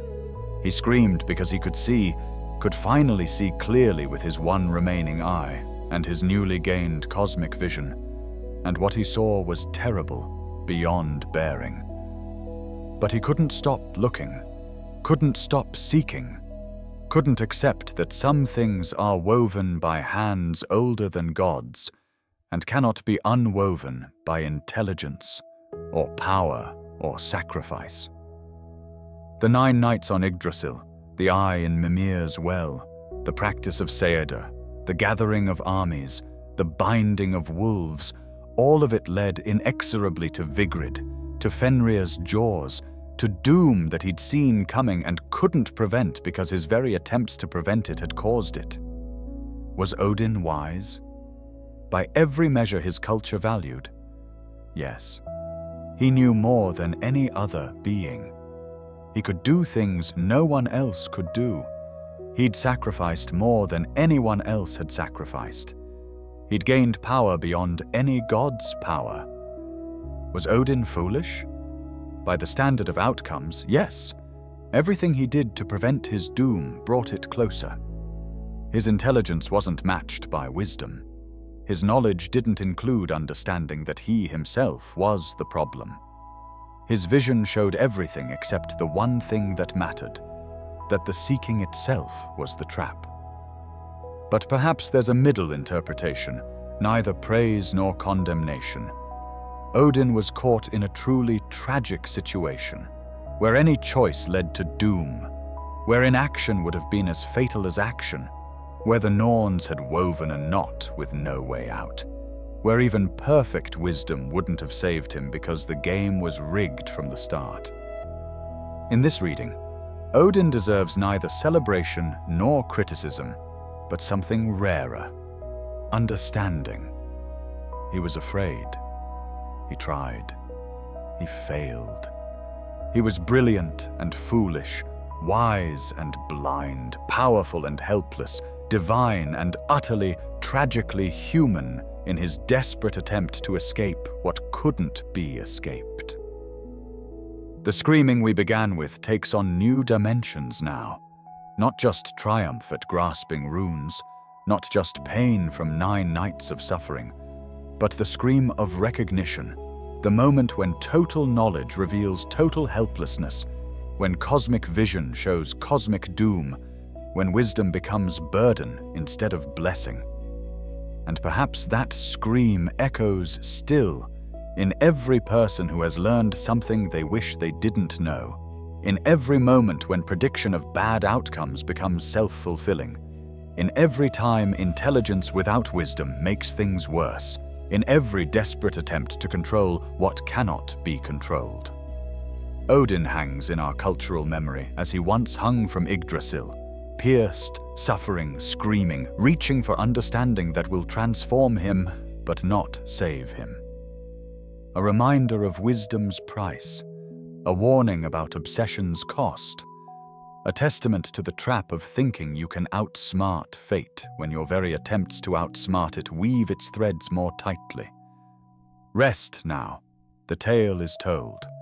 The All-Father's journey from godhood to doom is traced. The self-fulfilling prophecy has fulfilled itself across 28 centuries of retelling, and we've witnessed every sacrifice, every mistake, every tragic choice that led to those final moments on Vigrid when Fenrir's jaws closed and the wisest being in Norse cosmos died, knowing everything except how to prevent what he'd caused. Sleep well. Dream of ravens carrying news across worlds, of a tree that holds reality together while constantly under assault, of an eye looking upward from dark waters, seeing everything and understanding finally, too late, that wisdom isn't salvation. Dream of a god who died trying to prevent his death, and whose trying ensured that death came exactly as prophesied. Dream of the terrible knowledge that sometimes seeing clearly just lets you watch your own doom approach without being able to do anything to stop it. And dream, perhaps, of acceptance. The wisdom Odin never found. The understanding that some things cannot and should not be changed. The peace that comes not from knowing everything, but from being at peace with not needing to. The 9 nights are over. The sacrifice is complete, the price is paid, and the lesson remains, whispered by Völvas and preserved in poems, scratched in runes and sung by skalds. Sometimes the seeker becomes the sought, sometimes the hunter becomes the hunted, sometimes the wisest god is the greatest fool, and sometimes the only way to escape your fate is to stop trying to escape it. Odin never learned that lesson. May we be wiser than the All-Father. May we recognize when seeking becomes trap. May we know when to look away from dooms we cannot change. May we have the wisdom he lacked, the wisdom to accept. Good night. Rest well. The screaming has stopped. The story is over. The god has fallen, and the world has burned and risen new, and we remain to hear the tale, and perhaps, if we listen closely enough, if we understand deeply enough, to avoid repeating it. The runes are carved. The eye watches from dark water. The ravens circle overhead, and somewhere in the depths of myth and memory, Odin hangs still on Yggdrasil, screaming his triumph and his doom, offering us wisdom we can only see clearly if we're willing to look at what he became, what he paid, what he lost, and what we might learn from his terrible, magnificent, catastrophic quest. Sleep, transform, understand. And when you wake, remember, sometimes the greatest wisdom is knowing what not to seek. Bibliography and sources. Primary sources. Poetic Edda, particularly Völuspá, Havamal, Grimnismal, Baldursdraumar, Lokasenna, Vafthrudnismal. Snorri Sturluson. Prosa Edda. Gylfaginning section. C. 1220, Snorri Sturluson, Heimskringla, Ynglinga Saga, Egil's Saga. Scholarly sources. Price, Neil. The Viking Way, Magic and Mind in Late Iron Age Scandinavia, 2002. Simic, Rudolf. Dictionary of Northern Mythology, 1993. Davidson, H.R. Ellis. Gods and Myths of Northern Europe, 1964. Lindo, John. Norse Mythology, A Guide to Gods, Heroes, Rituals and Beliefs, 2001. Academic articles on runic inscriptions, archaeological evidence of Norse sacrificial practices, and comparative shamanic traditions, museum catalogues from Scandinavian archaeological sites. Note on interpretation. This script distinguishes carefully between what sources explicitly state and what represents scholarly interpretation or logical inference. The self-fulfilling prophecy reading, while supported by narrative patterns in the texts, represents one possible interpretation of the myths rather than their definitive meaning. Norse mythology was not systematized into single canonical versions, and multiple interpretations coexisted historically and continue to coexist in contemporary scholarship. Thank you for joining us on this deep exploration of Odin's sacrifices and their consequences. If you enjoyed this journey through Norse mythology, please subscribe to Sleepable Mythology and let us know in the comments what ancient myth you'd like us to explore next. Rest well, knowing that even the darkest tales can illuminate truths about wisdom, obsession, and the eternal human quest to understand our fates. Good night. Word count, 20,047 words. The other quests, an appetite that cannot be satisfied. Having gained the runes through death and rebirth, having drunk from Mimir's well at the cost of an eye, having learned cider despite its stigma, Odin still couldn't stop seeking. The pattern was set, the addiction complete. Every new piece of knowledge only revealed how much remained unknown. Every power gained only showed new powers to pursue. The hunger had become infinite, insatiable, defining. The sources document numerous other quests and acquisitions, each adding to Odin's capabilities, but none bringing him closer to preventing his doom. The Mead of Poetry. Perhaps the most elaborate theft in Norse mythology, this saga within the saga demonstrates how far Odin would go for power. The Mead of Poetry, called Odreria, roughly inspirer of poetry or frenzy stirrer, had its origins in the peace treaty between the Aesir and Vanir gods. As part of the peace ceremony, both sides spat into a vessel, and from this combined spittle, the gods created Kvasir, the wisest being ever made, who could answer any question. Kvasir traveled the worlds sharing wisdom until two dwarves, Fjalar and Galar, murdered him and drained his blood, mixing it with honey to create magical mead that granted poetic inspiration and wisdom to anyone who drank it. These same dwarves later murdered a giant named Gilling and his wife. Gilling's son Suttungr, seeking vengeance, forced the dwarves to give him the mead as compensation for his parents' deaths. Suttungr hid the mead in a mountain cave called Hnitbjörg and set his daughter Gunnlod to guard it. Odin, learning of the mead, devised an elaborate plan.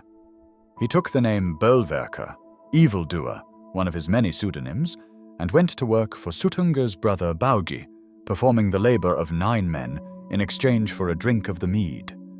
When harvest came and Baugi tried to get his brother to share the mead as payment, Suttungr refused. So Odin convinced Baugi to drill through the mountain to the cave. When Baugi drilled, Odin transformed into a snake and slithered through the hole. Inside, he resumed his form and seduced Gunnlod, spending 3 nights with her. In exchange, she allowed him 3 drinks of the mead. But Odin drained all 3 containers in those 3 drinks, consuming the entire supply of this most precious substance. Then he transformed into an eagle and flew back to Asgard, with Suttungr in eagle form chasing him in fury. As Odin flew over Asgard's walls, he regurgitated the mead into containers the gods had prepared. But some of the mead fell outside the walls in his haste. This became the portion available to bad poets, explaining why terrible poetry exists.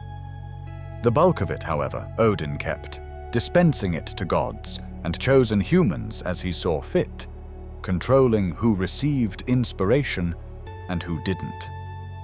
This story reveals several disturbing elements of Odin's character that become more pronounced as his quest intensifies. His willingness to deceive, working under false pretenses, to seduce for manipulation, Gunnlod genuinely loved him and was betrayed, to break implied contracts. The 3 drinks were meant to be reasonable portions, not draining all 3 vats, and to steal what he couldn't obtain honestly. The dwarves who made the mead had murdered to get the ingredients. Suttungr obtained it through extortion. Odin stole it through seduction and theft. The most precious source of inspiration in Norse mythology was passed from killer to thief, each transaction tainted by dishonor, each transfer involving violation of trust or life. The pattern suggested that perhaps some knowledge, some power, could only be obtained through moral compromise. The stealing of Sleipnir, though not directly Odin's doing, the acquisition of his 8-legged horse involved the gods tricking Loki into an impossible situation that resulted in Loki being sexually violated, in mare form, by the stallion Svadilfari. The foal born from this union became Sleipnir, the fastest steed in all worlds, which Loki gave to Odin. The story is too complex to detail fully here, but it demonstrates again how Odin's acquisitions often came through morally questionable means, through manipulation and violations that left victims in their wake. Consultations with the dead. Multiple sources show Odin compelling dead vulvas to speak prophecies they're reluctant to share. In Baldur's Drauma, he rides Sleipnir to Hel, finds the grave of a dead seeress, and uses necromantic magic to wake her. She doesn't want to speak to him. Who is the man, unknown to me, who has forced me to travel the troublesome road? But Odin compels her through what the text suggests is magical coercion, forcing the dead to serve his need for knowledge against their will. This practice, raising the dead to extract information, appears repeatedly enough across sources to suggest it was understood as part of Odin's repertoire. Another boundary crossed, another violation deemed acceptable in service of his quest. The dead should rest, but Odin needed what they knew, so rest was denied them. The observation from Hlidskjalf. Odin's throne, from which he could see across all 9 worlds, sounds like a benign tool for benevolent oversight. But consider the implications. Total surveillance, constant observation, no privacy for anyone in any realm. Every action watched, every conversation potentially overheard, the All-Father's eye on everyone at all times. What began as strategic intelligence gathering had become something approaching paranoid surveillance state, with Odin obsessively monitoring all potential threats, all possible problems, all beings who might somehow contribute to the doom he feared. The ravens Hugin and Munin extended this surveillance, bringing him news from their daily flights across worlds. The Grimnismal includes a verse where Odin expresses worry that thought might not return from its daily journey, but worry more about memory, suggesting that even his surveillance network caused him anxiety, that even these sources of intelligence brought more concern than comfort. Each quest, each acquisition, each new source of knowledge or power followed the same pattern. Obtain capability through morally questionable means, gain understanding that increases anxiety rather than reducing it, use new power in ways that create new problems while solving none of the fundamental problems that drive the quest. Odin was becoming less like a wise king and more like an intelligence agency run amok, gathering information compulsively, violating boundaries systematically, justifying any means by the supposedly noble end of protecting Asgard from Ragnarök. But the protection was becoming indistinguishable from tyranny, the intelligence gathering from paranoid surveillance, the wisdom from obsession. And through all of this, the fundamental question remained unanswered, perhaps unanswerable. Did any of it help? Did the mead of poetry, Sleipnir's speed, the consultations with dead seers, the observations from Hlidskjalf, actually bring Odin any closer to preventing Ragnarök? The evidence suggests no. The doom remained on schedule, the prophecy unchanged. Fenrir still bound and hating, Loki still imprisoned and vengeful. Balder still dead and unavenged, the patterns still woven exactly as the Norns had designed them. All the knowledge, all the power, all the violations of honor and trust and boundaries, none of it changed anything that mattered. But Odin couldn't stop. By this point, stopping would mean admitting that everything had been for nothing, that all the kakya, sacrifices, were pointless, that the quest had consumed him without yielding salvation. Better to keep seeking, keep grasping, keep hoping that the next piece of knowledge, the next source of power, the next boundary crossed might finally reveal the answer, the loophole, the escape. The addiction was complete. The seeker had become the seeking. and the doom drew closer with each desperate attempt to prevent it. The warrior's paradox, Odin's dual nature. One of the most fascinating aspects of Odin's character, often overlooked in modern retellings that emphasize his wisdom-seeking, is his fundamental nature as god of war. This created an internal tension, a paradox that shaped his actions and perhaps his doom. He was simultaneously the all-knowing sage and the battle-frenzied warrior, the careful planner and the berserk fighter, the cunning strategist and the inspiration for mindless violence. The Norse called him Herjarn, lord of hosts, Sigtyr, god of victory, Valföder, father of the slain, and numerous other war-related names. He was the primary deity that Viking Age warriors invoked before battle, the god to whom captives were sacrificed by hanging and spearing, the inspiration for the berserkers and Ulfhednar, those warriors who fought in ecstatic trance states, immune to pain, possessed by divine fury. The sagas and Eddic poems describe Odin appearing on battlefields, deciding who would win and who would die. He needed warriors to die bravely in battle so they'd come to Valhalla and join the Einherjar, his army, for Ragnarök. This meant Odin had incentive for wars to continue, for battles to be fierce, for warriors to die at their peak rather than in bed of old age. The god of wisdom was also the god who needed death to continue, who required warfare to fuel his preparations. This created terrible logic. A god preparing for war by causing wars, gathering an army for a final battle by ensuring smaller battles never ceased, protecting civilization by requiring civilization to perpetually destroy itself through conflict. The contradiction was built into his core nature. The berserker phenomenon deserves particular attention because it reveals something about Odin's relationship with his worshippers that scholars find both fascinating and disturbing.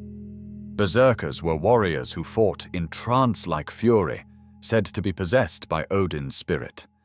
Historical sources describe them as unstoppable in battle, immune to pain, attacking with inhuman strength, sometimes fighting without armor because they believed Odin made them invulnerable. Modern scholarship, particularly Neil Price's work, suggests berserkers might have used various techniques to achieve their trance states: ritual preparation, sleep deprivation, possibly psychoactive substances like hallucinogenic mushrooms, certainly cultural conditioning and belief that they were literally possessed by divine fury. Whether the altered state was spontaneous religious ecstasy, induced through substances, or performative psychology is debated. What's clear is that the phenomenon was real. Warriors really did fight in these states, really were feared, really were understood as channeling Odin's warrior aspect. But here's the dark side rarely examined. Berserkers were dangerous to everyone, not just enemies. Saga accounts describe berserkers in their fury attacking anyone nearby, unable to distinguish friend from foe, dangerous even to their own comrades once battle ended, and they remained in their possessed state. They had to be physically restrained, isolated, avoided until the fury passed. The god's gift of battle madness was curse as much as blessing. This mirrors Odin's own nature: useful but dangerous, powerful but unstable, capable of greatness but also of terrible destruction. His wisdom came at the price of his humanity, or deity-anity perhaps. His knowledge made him increasingly isolated and feared. His preparations to protect Asgard made him increasingly tyrannical and violent. The sources document instances of Odin's favor being fickle, even treacherous. In Gautrek's saga, Odin appears to King Vikar, demands human sacrifice, specifically wants Vikar's son Starkad to perform it, and manipulates events so that what appears to be mock sacrifice becomes real death. In the Völsunga saga, Odin repeatedly interferes in the lives of the Völsung family, granting them victories and then orchestrating their deaths when it suits his purposes. Warriors who trusted in Odin's favor discovered that favor could be withdrawn at any moment, that the All-Father's strategic calculations might require their deaths even after they'd served faithfully. This connects to a pattern seen throughout Odin's mythology. His actions serve his purposes even when those actions harm those who trust him. He betrayed Gunnlod after she trusted him with the mead of poetry. He manipulated warriors into deaths that served his need for Einherjar. He bound Fenrir through Tyr's self-sacrifice, using his most honorable son's hand as the price for imprisoning the wolf. He forced Loki into situations that resulted in Loki being violated, then punished Loki when Loki's resentment manifested as vengeance. The warrior god and wisdom god aspects of Odin weren't separate. They were two expressions of the same fundamental drive: accumulation of power through any means necessary, strategic calculation unconstrained by honor or compassion, willingness to sacrifice anything and anyone in pursuit of his goals. This dual nature also explains Odin's appeal and terror in equal measure. Warriors admired his cunning, his willingness to do what was necessary to win, his transcendence of normal moral limits in pursuit of victory. They sought to emulate this, to become instruments of his will, to die gloriously in battle and join his army. The culture celebrated this, the war god who was also wise, the strategist who was also the inspiration for ecstatic violence. But there's darkness here too. Darkness the sources document, but don't always judge explicitly.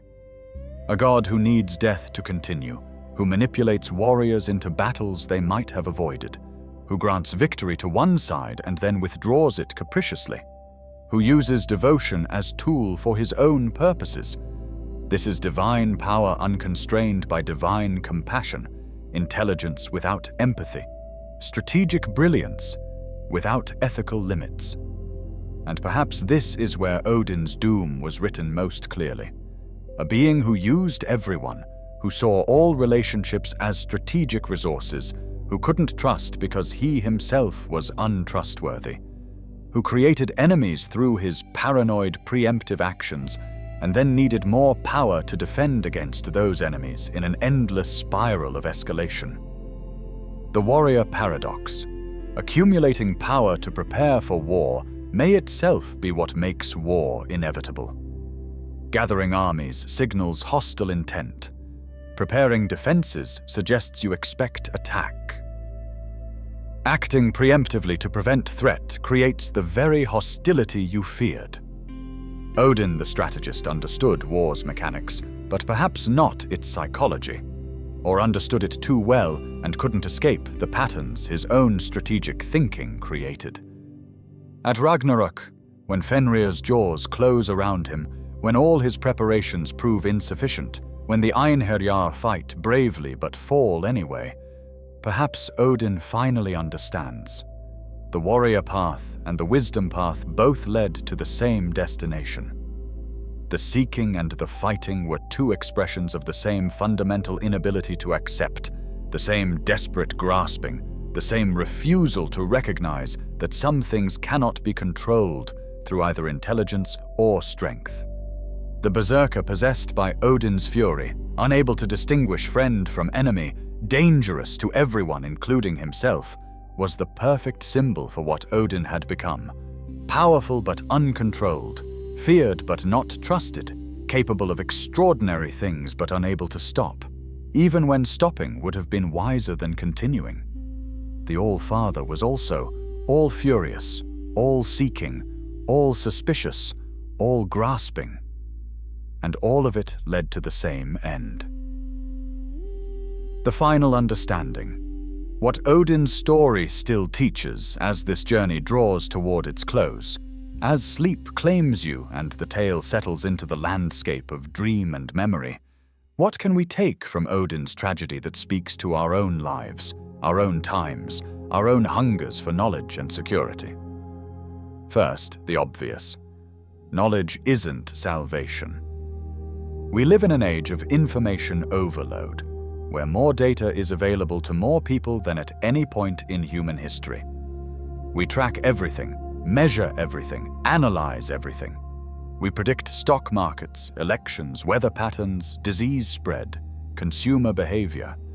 We gather intelligence on scales that would make Odin's ravens seem amateur. And yet, have we prevented disasters? Have we avoided wars? Have we escaped the patterns that human civilizations fall into repeatedly? Or have we, like Odin, gained the ability to see doom approaching with unprecedented clarity while remaining unable to prevent it, or even to understand how our attempts to prevent it might be causing it? Climate change provides an apt parallel. We have the knowledge, the data, the understanding of what's approaching. The prophecy is clear, and yet the structural forces, the economic incentives, the political dynamics, the patterns of behavior established over centuries continue largely unchanged. We can see the doom, we can't seem to prevent it. And some of our attempts to mitigate it create new problems we didn't foresee. Odin would understand. Second, the trap of self-fulfilling prophecy remains relevant. In psychology, it's called a cognitive behavioral spiral. Anxiety about negative outcomes leads to behaviors that make those outcomes more likely. In international relations, it's the security dilemma. One nation's defensive preparations appear threatening to neighbors, whose defensive responses appear threatening, escalating toward conflict that nobody wanted, but everybody contributed to creating. Odin binding Fenrir to prevent Fenrir from killing him, thereby ensuring Fenrir would kill him, is the mythological version of every arms race, every preemptive war, every time fear of threat creates the behaviors that make threat reality. The lesson is ancient but seems impossible to learn. Sometimes preventing danger requires not preparing against it, but changing the dynamics that make danger likely. Third, the relationship between intelligence and wisdom deserves examination. Odin was extraordinarily intelligent, cunning, strategic, capable of complex planning across vast timescales. But did he have wisdom? Wisdom might be defined as understanding not just what is, but what should be. Not just how to act, but whether to act. Not just the likely outcomes, but the appropriate responses to those outcomes. Intelligence solves problems. Wisdom questions whether they're the right problems. Intelligence finds answers. Wisdom asks whether they're the right questions. Odin had maximal intelligence and minimal wisdom. He could see everything except whether he should be looking, knew everything except whether knowing helped, understood everything except the limitations of understanding itself. Modern society faces similar challenges. Our technical capabilities outpace our wisdom about how to use them. We can do more than we understand whether we should. We have power without proportional responsibility. We're intelligent like Odin, potentially foolish in the same ways. Fourth, acceptance versus control remains one of life's fundamental spiritual challenges. Every wisdom tradition eventually addresses this. Stoicism's dichotomy of control, Buddhism's concept of non-attachment, Christian serenity prayers, wisdom to know the difference, Taoism's Wu Wei, or effortless action. The core insight: some things can be changed, some cannot. And suffering comes from confusion about which is which, or from refusing to accept limits. Odin never accepted limits. He kept seeking because accepting that no amount of seeking would help was psychologically impossible. He was trapped by his own capabilities, too intelligent to simply accept fate without fighting it, not wise enough to recognize when fighting made things worse. Many of us have smaller versions of this pattern. Career obsessions that consume lives without bringing fulfillment, relationship anxieties that create the rejection they fear, health anxieties that become hypochondria, security anxieties that become paranoia. The specific domain varies, but the pattern is Odin's, seeking control where only acceptance would help. Fifth, the price of obsession bears examining. Odin paid in blood, pain, reputation, relationships. But the deepest price was transformation into something other than what he'd been. By the end, was there any Odin left apart from the seeking? Had the quest consumed the quester so thoroughly that nothing else remained? Modern workaholism, addiction to substances or behaviors, compulsive achievement-seeking, anxiety disorders that become life-defining, all follow similar paths. The behavior that started as means to end becomes the end itself. The quest replaces the person. The seeking becomes identity. And even when it's clear the pattern isn't working, stopping feels impossible because stopping would mean confronting the emptiness where self used to be. Odin chose the quest. Then the quest chose him. Then there was only quest. Sixth, and perhaps most subtly, the sources never condemn Odin. They record his actions, document his choices, trace his path to doom. But they don't moralize. The judgment is left to listeners, each age interpreting according to its own values, each culture finding different meanings in the same events. This might be the most sophisticated element of the mythology. Odin is neither purely hero nor purely fool. He's both and neither, complex in ways that resist simple moral framing. His quest was admirable and terrible. His sacrifices were noble and destructive. His wisdom was genuine and worthless. The paradox doesn't resolve, but rather invites contemplation. Modern life similarly refuses simple answers. We're all trying to navigate between competing values, between control and acceptance, between seeking and being content, between preparing for bad outcomes and not bringing them about through our preparations. Odin's story doesn't tell us what to do. It shows us the hardest version of the dilemma and asks us to think carefully about our own responses to uncertainty, danger, and the limits of knowledge. Finally, Odin's story is not finished. Not because he survives, he doesn't, but because each retelling adds to the interpretation, each age finds new relevance, each listener completes the meaning for themselves.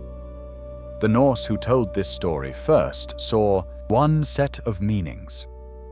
Medieval Christians who preserved the texts saw others. Modern scholars find different patterns.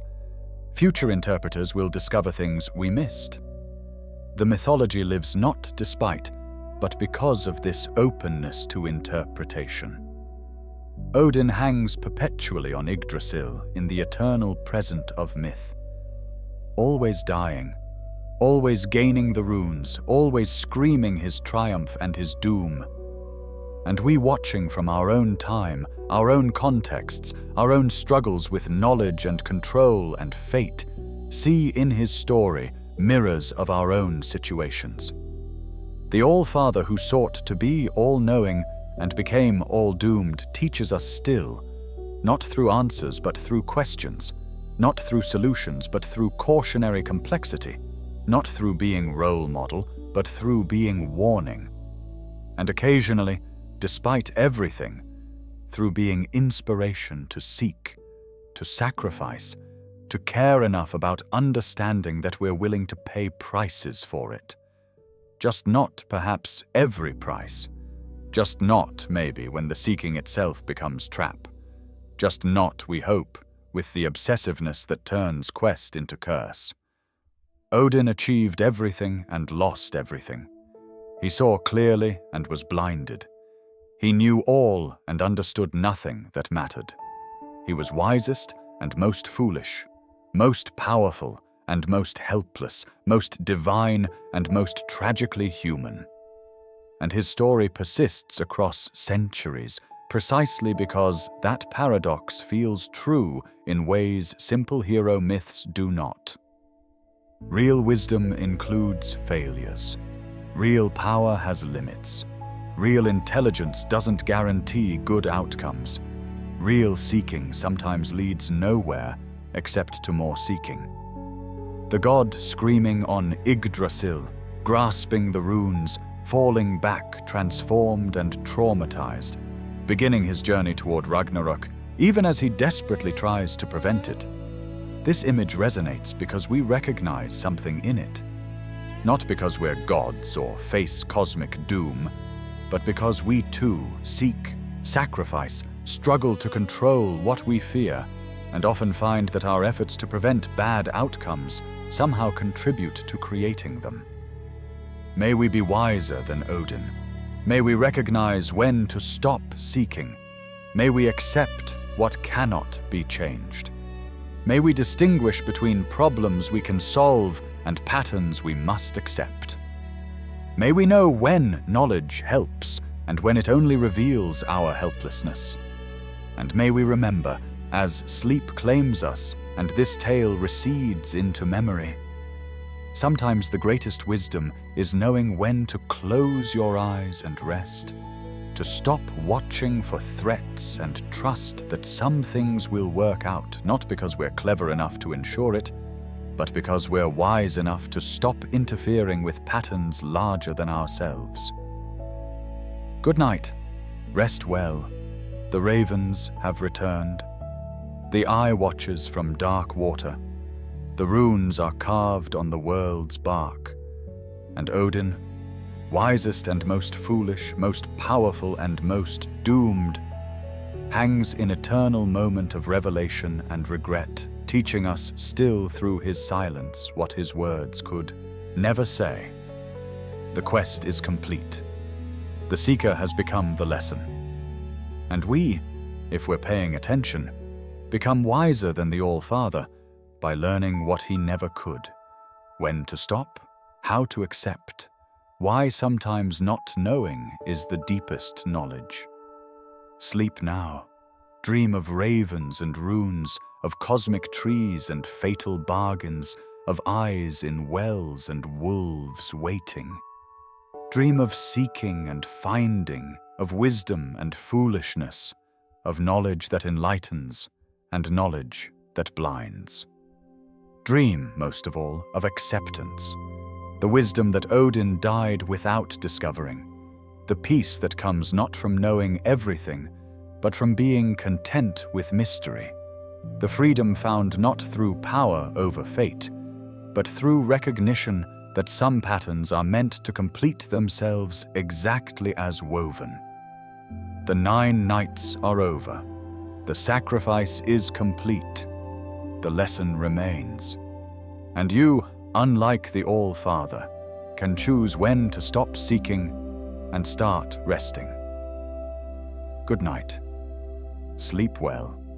And remember, you are wiser than Odin simply by knowing that sometimes the wisest action is inaction. The deepest knowledge is that you don't need to know everything, and the greatest power is letting go. The story ends. The wisdom begins. Rest now. Final word, count. 20,047 words. End of complete script. Matt, archaeological evidence. The reality behind the myths. Before we close this journey completely, it's worth examining what archaeological and historical evidence tells us about how these myths manifested in actual Viking Age practice. The stories we've traced weren't just entertainment. They reflected and shaped real religious behaviors, rituals, and beliefs that left material traces we can study today. Ritual hanging and sacrifice. Perhaps the most striking archaeological confirmation of Odin's hanging ordeal comes from bog bodies found across Scandinavia and northern Europe. These preserved corpses, some dating to the Viking Age and earlier, show evidence of ritual execution that mirrors the mythological pattern. Hanging combined with stabbing or other violence suggesting ceremonial rather than casual death. The Tolland man, discovered in Denmark and dating to approximately 400 BCE, pre-Viking but within the broader Germanic cultural sphere from which Norse mythology emerged, was found with a rope around his neck, hanged, but also showing signs of careful preparation before death. While predating the Viking Age by centuries, such finds establish a long continuity of ritual hanging practices in the region. More directly relevant, several Viking Age sites show evidence of sacrificial hanging. The most famous literary account comes from Adam of Bremen, an 11th century Christian chronicler who described the temple at Uppsala, Sweden. In this temple, entirely decked out in gold, the people worship the statues of 3 gods. The sacrifices are as follows. Of every living thing that is male, they offer 9 heads, with the blood of which it is customary to placate gods. Of this sort, the bodies they hang in the sacred grove that adjoins the temple. Adam was writing as Christian outsider with clear biases, so scholars debate how accurately his account reflects actual practice versus Christian propaganda about pagan barbarism. However, archaeological excavation at Uppsala has confirmed the site was indeed a major cultic center, and other evidence from across Scandinavia suggests large-scale sacrifices did occur at important temples and ritual sites. The Gautland excavations have revealed what appear to be sacrificial sites with evidence of hanging, preserved in the arrangement of bones and artifacts in ways that suggest bodies were displayed suspended. The Ledra site in Denmark, another major ritual center, shows similar patterns in its archaeological record. What makes this relevant to Odin's mythology? The combination of hanging and spearing that Odin undergoes on Yggdrasil matches precisely the sacrificial method associated with Odin worship. Human victims were given to Odin through this specific combination of violence. Odin experiencing his own sacrificial method creates theological complexity, the god undergoing what his worshippers did to honor him, divine participation in human ritual, erasure of the boundary between deity and offering. Runes and magic. Thousands of runic inscriptions survive from the Viking Age and earlier Germanic periods, carved on everything from massive memorial stones to everyday wooden objects. While most are straightforward labels or commemorations, some clearly served magical purposes in ways that align with how the mythology describes runic power. The Björketorp runestone in Sweden bears a curse carved around 650–800 CE. I, master of the runes, conceal here runes of power. Incessantly plagued by maleficence, doomed to insidious death is he who destroys this monument. The inscription wasn't meant to be read for information, but to enact protection through the power of the carved runes themselves. The Lindholm amulet, found in Sweden and dating to approximately 200 to 300 CE, contains a runic inscription that appears to be protective magic for a warrior. The arrangement and choice of runes suggests purpose beyond phonetic communication. Scholars interpret it as a battle charm, exactly the kind of protective magic the mythology attributes to proper runic knowledge. In Norway, the Yggdrasil, 700 to 750 CE, bears a long runic inscription that appears to combine memorial function with magical protection of a grave. The text is complex, mixing literal and symbolic language in ways that suggest the carver understood runes as more than alphabet, as forces that could be deployed through proper arrangement and invocation. These archaeological examples support the mythological portrayal. Runes weren't just writing, but technology for affecting reality, tools that required skill and wisdom to use properly, symbols that connected written sign to cosmic force. Odin's ordeal to gain the runes reflects a culture that took runic magic seriously as practical reality, not mere superstition.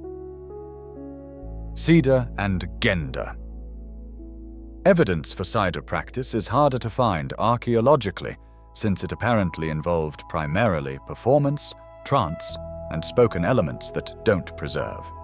However, several graves provide intriguing clues.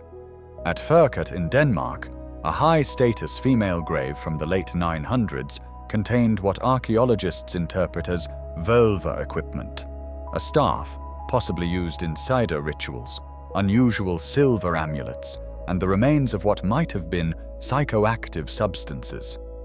The burial suggests this woman held important religious role involving exactly the kind of magic associated with cider. But here's where it gets interesting. Some high-status male graves also contain staffs similar to vulva tools. A famous example is the Birka warrior grave, BJ 581, in Sweden, which contained weapons and a staff traditionally associated with female vulvas. For decades, this was assumed to be a woman warrior's grave. Recent DNA analysis confirmed the individual was biologically male, suggesting either the grave goods were mixed, or, more intriguingly, that some men did practice cider despite the social stigma the sagas describe. This archaeological evidence aligns perfectly with the mythology. Cider was primarily associated with women, but also practiced by some men, including Odin himself, despite ergi concerns. The material record confirms what the texts suggest. Gender boundaries in Norse magic were more flexible in practice than ideology claimed, and high-status individuals might cross those boundaries despite social costs. Odin iconography.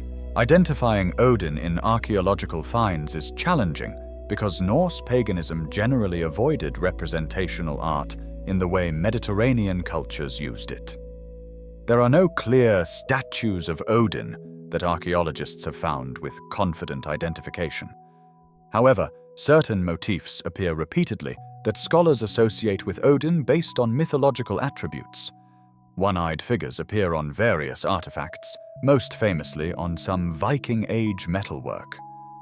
While not definitive proof other beings could be one-eyed, the association with warrior contexts and the rarity of the motif suggests these might represent Odin. Hanging figures appear on gold foil, gullgubba, found at several sites, tiny decorative pieces showing figures in what might be ritual hanging positions. Whether these represent Odin on Yggdrasil, sacrifices to Odin, or something else entirely remains debated. But the motif's recurrence suggests hanging had symbolic importance, matching the mythology. Triple spirals and other symbolic designs that later Christian sources associated with Odin appear throughout Viking Age art, though proving the connection is difficult since the symbols don't come with explanatory labels. Temple evidence. Large-scale temple structures from the Viking Age are rare in the Kikka. Archaeological record. Most Norse worship apparently occurred at outdoor sites, natural features, or in buildings that served multiple purposes. However, several sites show evidence of major cult centers. Uppsala, as mentioned, was clearly important. While the exact nature of its structures is debated, Adam of Bremen's description was likely exaggerated, excavations confirm it was a major religious and political center, where large-scale rituals occurred. Ledre in Denmark shows evidence of a great hall used for ritual feasting and possibly sacrifices, dated to around 500–1000 CE. The archaeological record there includes unusual deposits suggesting offerings and ceremonial destruction of valuable objects. Gamla Uppsala in Sweden preserves massive burial mounds associated with the Yngling dynasty, kings who supposedly descended from Odin, according to the Ynglinga saga. The monumentality of the site suggests it was indeed a focal point for royal and religious power, linking political authority to divine ancestry, as the myths describe. What archaeology can and cannot tell us. The material evidence confirms that Viking Age Scandinavians practiced rituals involving hanging, used runes for magical purposes beyond writing, maintained gender-fluid magical traditions alongside rigid gender roles, and built major cult centers for their worship. All this aligns with what the mythology describes. But archaeology cannot tell us what people believed internally, how seriously they took the myths, whether practices were done out of conviction or social obligation, or how the relationship between myth and ritual actually functioned in people's minds. We have the traces of actions, but not access to the beliefs that motivated them. What we can say, the mythology wasn't divorced from practice. Odin's hanging on Yggdrasil reflected real sacrificial methods. His runic wisdom matched actual magical practice. His gender crossing through Seda aligned with archaeological evidence of men buried with vulva tools. The stories and the actions mutually reinforced each other in a culture where myth and reality blurred in ways modern secular thinking finds difficult to grasp. The Norse who told stories about Odin hanging from Yggdrasil also practiced ritual hanging. Those who carved runes on memorial stones also believed runes held power beyond phonetic sound. Those who heard about Odin's wisdom quest also sought knowledge through consulting vulvas, interpreting dreams, and respecting prophecy. Whether Odin existed in any objective sense is the wrong question. He existed in the sense that matters, in the actions of people who lived as if he existed, who shaped their behavior according to his example, who understood their cosmos through stories about his quests and sacrifices, whose culture was structured around values these myths expressed and reinforced. The archaeological record shows us a society that took seriously what we might dismiss as superstition. Runes were powerful. Sacrifice was necessary. Prophecy was real. Gender boundaries could be crossed for spiritual purposes despite social costs. Knowledge required sacrifice. Wisdom came through ordeal. Some patterns couldn't be escaped but only endured. These weren't quaint beliefs of naive ancestors. They were sophisticated attempts to make sense of existence, to find meaning in suffering, to understand agency and fate, to structure society around shared values, and to cope with the fundamental human situation. Consciousness in the face of mortality, intelligence confronting mystery, agency bounded by powers beyond control. Odin hanging from Yggdrasil wasn't just a story. It was a model for human relationship with knowledge, power, suffering, and transformation. When a Viking-age warrior died hanging from a tree with spear wound in his side, his death wasn't random violence, but meaningful sacrifice, participation in cosmic pattern, becoming like Odin, joining the All-Father through shared experience of his ordeal. Whether that meaning was true, in modern empirical sense, misses the point. It was true in the sense that mattered. It made life and death meaningful, connected individual experience to cosmic narrative, gave suffering purpose, made sacrifice noble, transformed death into transition rather than mere ending. The myths worked because they helped. They explained why bad things happened. They provided models for responding to difficulty. They gave meaning to sacrifice.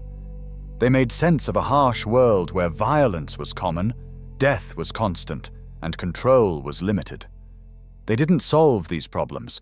No ideology ever has. But they made them bearable, comprehensible, endurable. And perhaps that's the ultimate wisdom Odin's story offers. Not answers to cosmic questions, but framework for living with uncertainty. Not control over fate, but meaning within it. Not escape from suffering, but transformation of suffering into something that makes sense. Hurts less, teaches more. The archaeological record shows us these weren't empty words, but lived reality for generations. The material traces of ritual, the runes on stone, the buried warriors, the temple sites, all testify to a culture that took these ideas seriously enough to base their lives on them. That culture is gone. The temples are ruins, the practices extinct. the beliefs abandoned. But the stories remain, and the questions they asked are still relevant, and the patterns they traced still repeat in different contexts. And Odin still hangs from Yggdrasil in the eternal present of myth, still screaming his triumph and doom, still offering lessons to anyone willing to look past surface narrative to the deeper questions his quest embodies. The archaeological evidence doesn't prove Odin really gave his eye to Mimir's well or hung 9 nights from Yggdrasil, but it proves that people believed he did, lived as if he did, structured their reality around these stories, and found in them something true enough to base entire civilization upon. That truth, mythological truth, psychological truth, cultural truth, is what matters. And it persists not in the ruins, but in the retelling, not in the artifacts, but in the continuing relevance of questions Odin's quest raises. What price is knowledge? When does seeking become trap? How do we balance control and acceptance? What does wisdom mean when it can't prevent what matters most? These questions outlive temples, survive Christianization, transcend cultural boundaries, and wait in every retelling for new generations to wrestle with them. The archaeological record shows us where Odin lived in the past. The mythology shows us where he lives still, in the eternal space where stories ask questions that matter more than answers. Final word count, 20,621 words.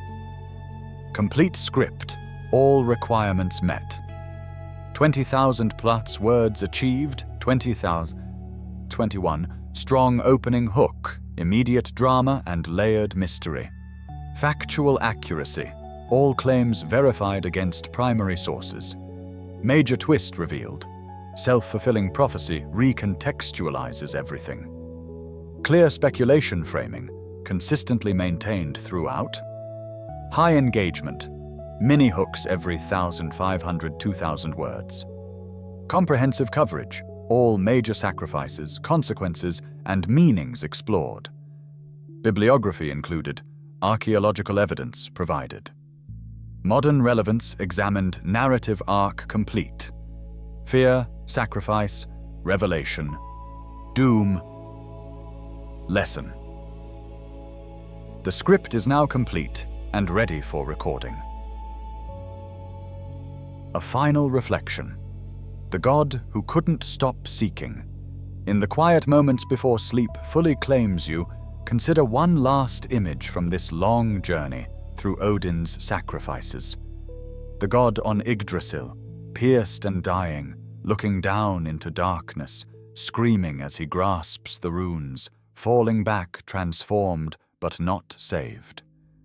This image has persisted for over 1,000 years, surviving the conversion of Scandinavia to Christianity, enduring through medieval transcription by Christian monks who sometimes tried to interpret Odin as devil or demon, living through periods when the old myths were forgotten or dismissed, and emerging into modern consciousness with renewed power and relevance. Why? What makes this particular mythological moment so compelling across such vast expanses of time and cultural change? Perhaps because it captures something universally true about the human condition that transcends Norse culture, Viking Age society, or any specific historical context. The figure seeking knowledge at any cost, sacrificing everything for understanding, pursuing wisdom obsessively in desperate attempt to gain control over forces larger than himself. This resonates across cultures and centuries, because we all know this hunger, this drive, this desperate seeking. We may not sacrifice eyes or hang from world trees, but we sacrifice time, relationships, health, peace of mind in pursuit of goals we believe will bring security, happiness, meaning. We may not consult vulvas or carve runes, but we check news feeds compulsively, scroll through social media endlessly, consume information voraciously, always seeking the next piece of data that might finally make sense of everything. We may not bind wolves or gather armies for cosmic battles, but we plan obsessively for futures we fear, take preemptive actions against threats we imagine, and sometimes create, through our very preparations, the problems we hoped to prevent.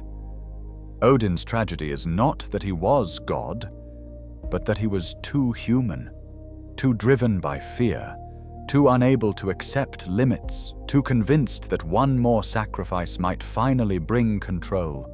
One more piece of knowledge might finally reveal the escape route. One more boundary crossed might finally bring the security he desperately sought. And the twist that recontextualizes everything, that his seeking caused his doom, that his wisdom wove his fate, that his attempt to prevent Ragnarök actually brought it about, transforms this from simple tragedy into something more disturbing and more relevant. A cautionary tale about how intelligence without wisdom, knowledge without acceptance, and control-seeking without understanding can turn self-protective actions into self-destructive patterns. The archaeological evidence shows this wasn't just story, but lived reality. People really did practice these rituals, really did believe in runic power, really did structure their understanding of cosmos around these narratives. But the mythology's power extends beyond its historical context, precisely because it addresses questions that remain urgent. How much control do we actually have? When does seeking become trap? What's the relationship between knowledge and wisdom? How do we distinguish between problems we can solve and patterns we must accept? These questions don't have simple answers. Odin's story doesn't provide them. What it offers instead is a framework for thinking about them, a mythological lens through which to examine our own compulsions, fears, and quests. And perhaps, if we're willing to learn what the All-Father could not, a cautionary example that might help us recognize when to stop seeking and start accepting, when to close our eyes and rest, when to release our grip on control and trust that some things work out, not because we're smart enough to ensure it, but because we're wise enough to stop interfering. The god is still screaming. The ravens still circle. The eye still watches from dark water. The runes are still carved on reality's bark. And Odin hangs eternally in that moment of revelation, seeing everything, understanding nothing that would save him, trapped by the very qualities that made him powerful, doomed by the wisdom he sacrificed so much to gain. May we be wiser. May we see clearly but not obsessively. May we seek knowledge without being consumed by seeking. May we accept what cannot be changed, while still acting where action helps.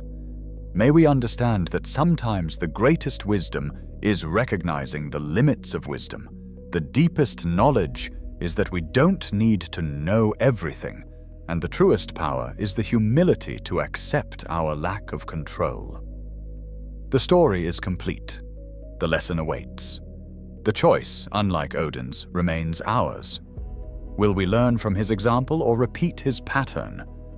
Will we recognize the self-fulfilling prophecy before we weave it into reality? Will we understand that sometimes preventing doom requires accepting rather than fighting, surrendering rather than grasping, resting rather than seeking? The All-Father found no rest until Ragnarök gave him the ending he'd tried so hard to prevent. May we find rest sooner, easier, on our own terms rather than fate's. May we sleep better than Odin ever could, our minds quieter, our fears smaller, our wisdom deeper precisely because it includes acceptance of mystery, limits, and the simple truth that some patterns complete themselves exactly as woven regardless of our intelligence, power, or desperate seeking. Good night. Sleep well. You are wiser than the wisest god, simply by knowing when to stop, how to rest, and why sometimes the greatest knowledge is that you don't need to know everything. The seeking ends. The lesson remains. And sleep, that small death, offers daily practice in the acceptance Odin never mastered. Releasing control, trusting in patterns larger than self, and finding peace not through knowledge, but through surrender. Rest now. The ravens have landed. The eye has closed. The runes are silent. And you, unlike the All-Father, can choose to stop seeking and simply be. The quest is complete. The wisdom awaits. Sleep claims you. And in that sleep, perhaps, you'll understand what Odin never could. That sometimes the answer to why is simply rest. The solution to seeking is stopping, and the greatest power is peace. Good night.